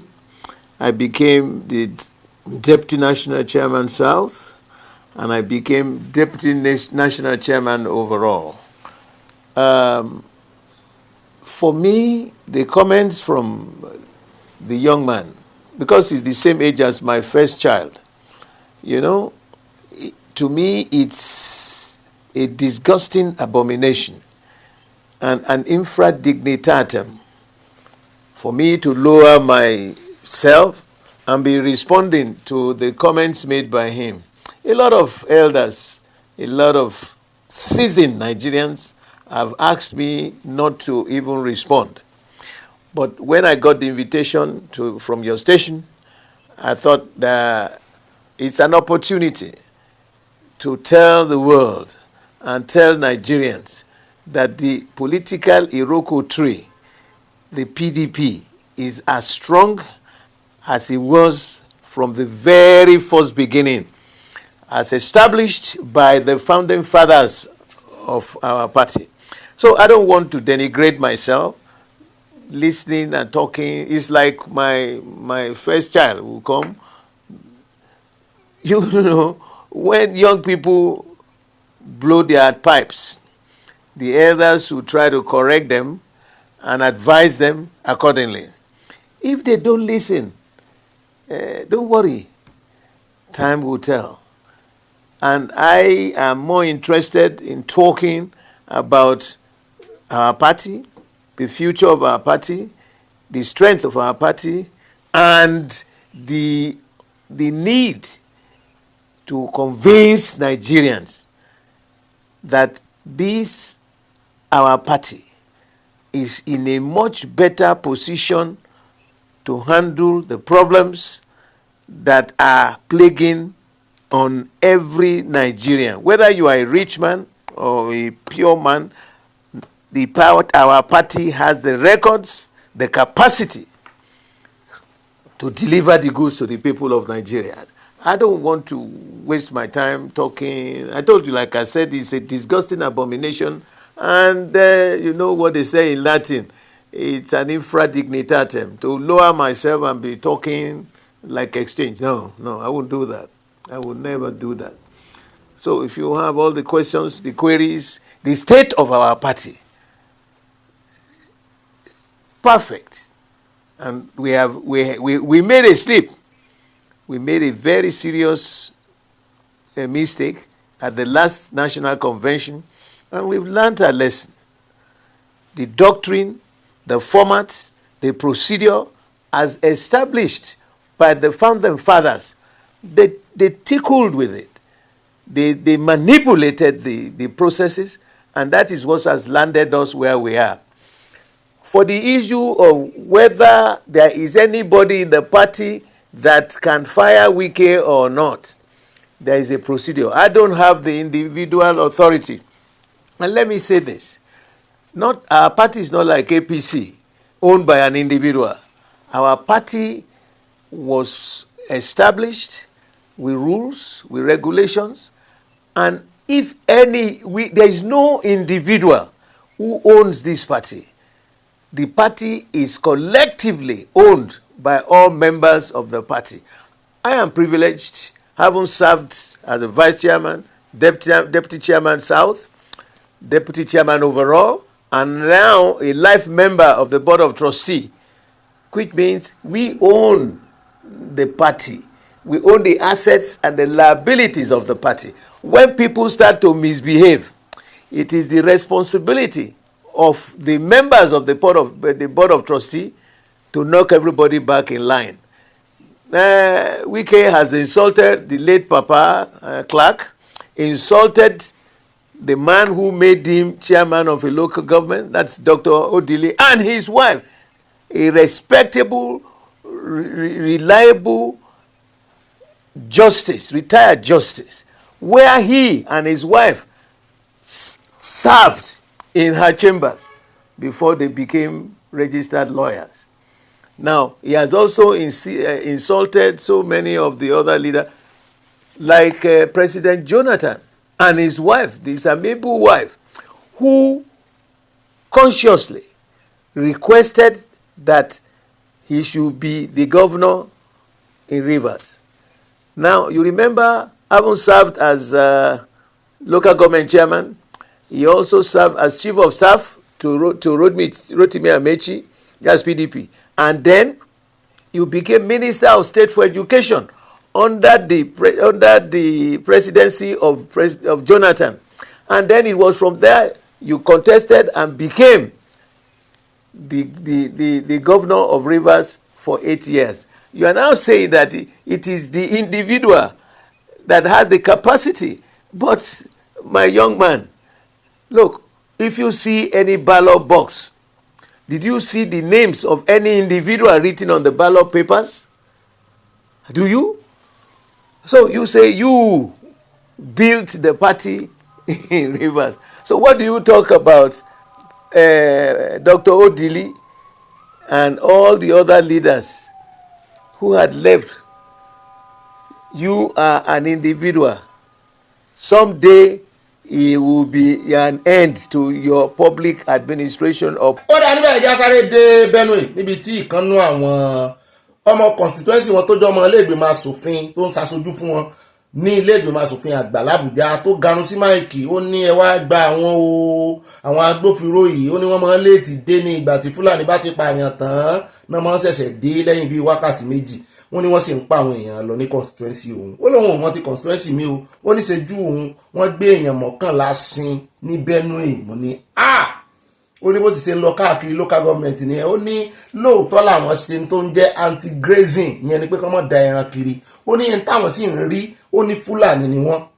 ó ní wọn lè pè wọ́n láwùsá gan ó ní Fúlàní làwọn táwọn rí ó ní àwọn ọmọ constituency wọ́n sì ti fẹ́ tẹ lẹ́tà sóhun pa àtẹ̀jíṣẹ́ ó ní wọ́n pè miss call yapa wípé kí lòun wò òun sì ní òfin lòun kọ́ lọ́wọ́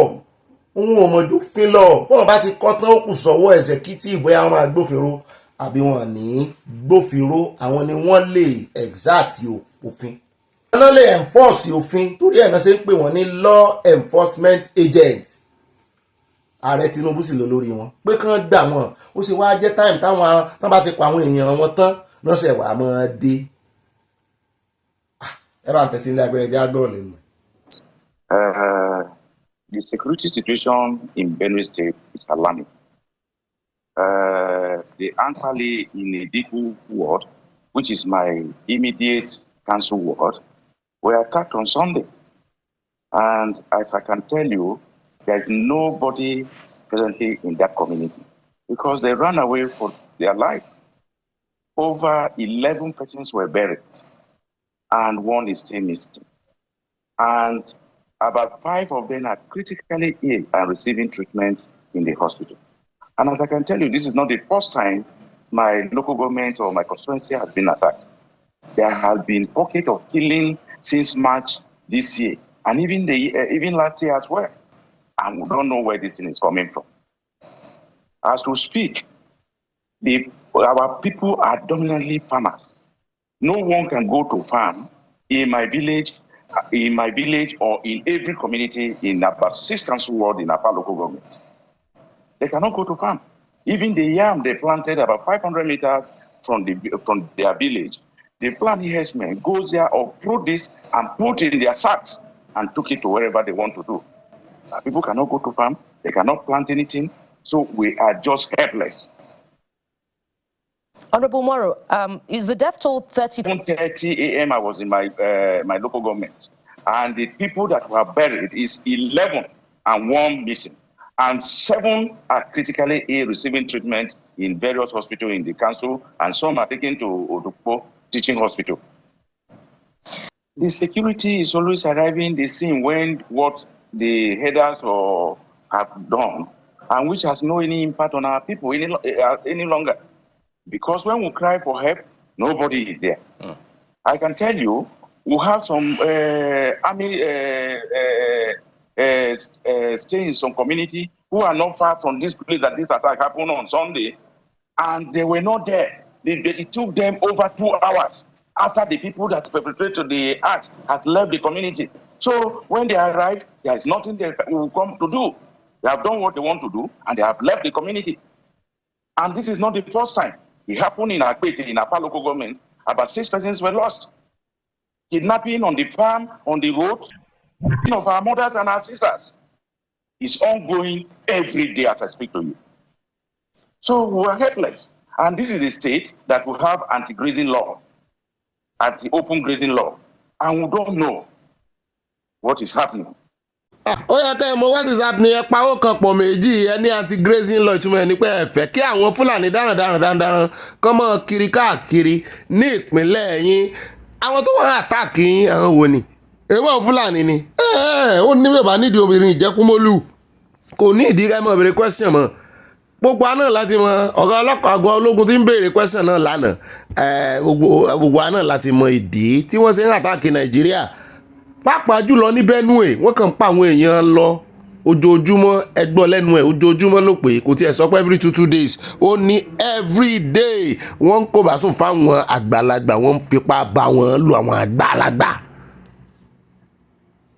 wọ́n sì ń jí àwọn èèyàn gbé lọ èyí tó bá lè pa wọ́n á pa wọ́n ṣùgbọ́n lẹ́yìn bíi wákàtí méjì ní àwọn ọmọ iléeṣẹ́ ológun àwọn agbófinró sẹ̀ mọ́ sáré débẹ̀ àwọn tó pààyàn tó wá pààyàn tó wọ́n àtàkì ti lọ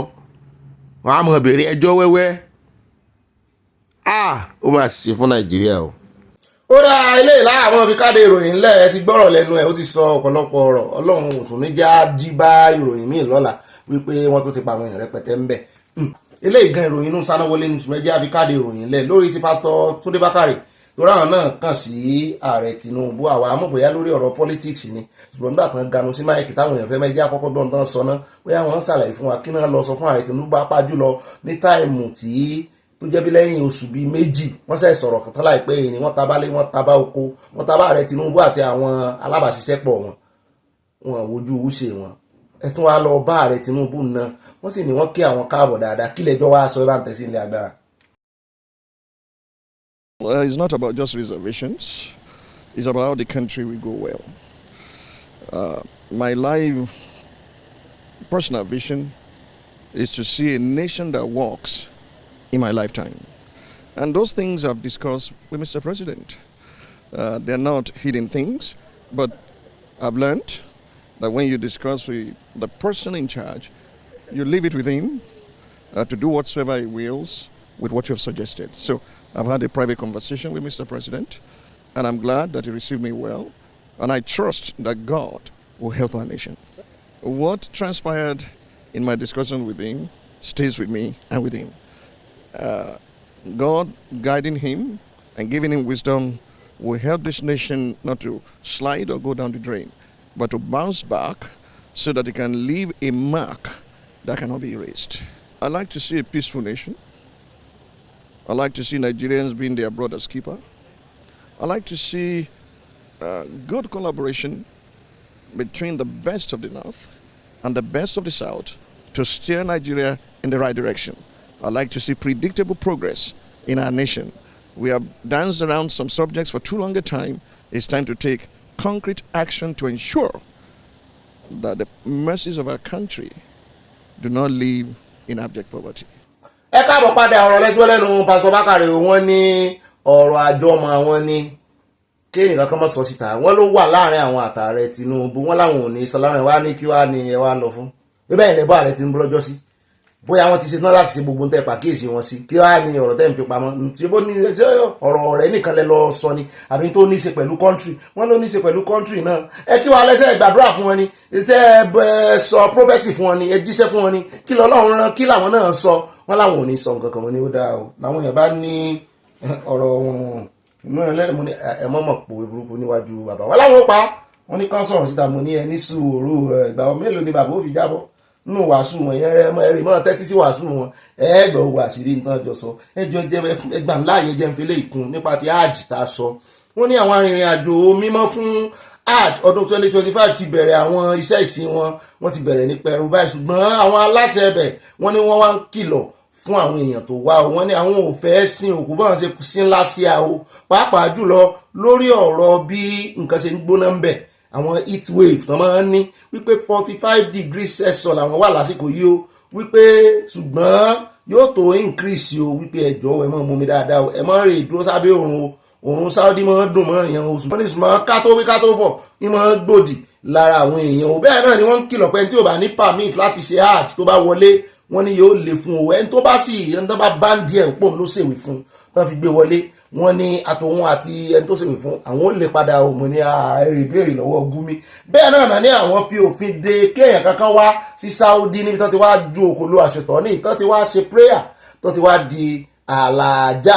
alálàájá wípé kẹ́nì kankan nu àwọn ò fẹ́ rí flag ìlú kankan ìlú àwọn gan kán mọ́ ju flag ìlú àwọn àdúrà làwọn wá gbà kán mọ́ wá ṣe politics níbi tán ti ń gbàdúrà kán mọ́ wá dárúkọ ìlú kankan kán mọ́ wá ní ẹ̀yìn ìlú kán mọ́ tiẹ̀ wá sọ nǹkan kan nípa ìlú kankan àbí kán wá mọ́ chant ẹ̀ mọ̀ kán mọ́ chant Allahu Akbar tán máa ní Gaza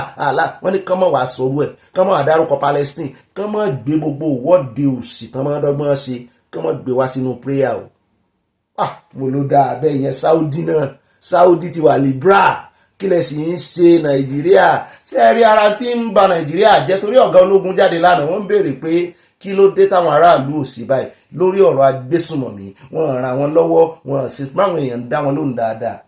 mọ́ mi ti la pákà gan tiẹ̀ ganu sí máìkì nù comment section ẹ̀yin náà ti gbọ́ pé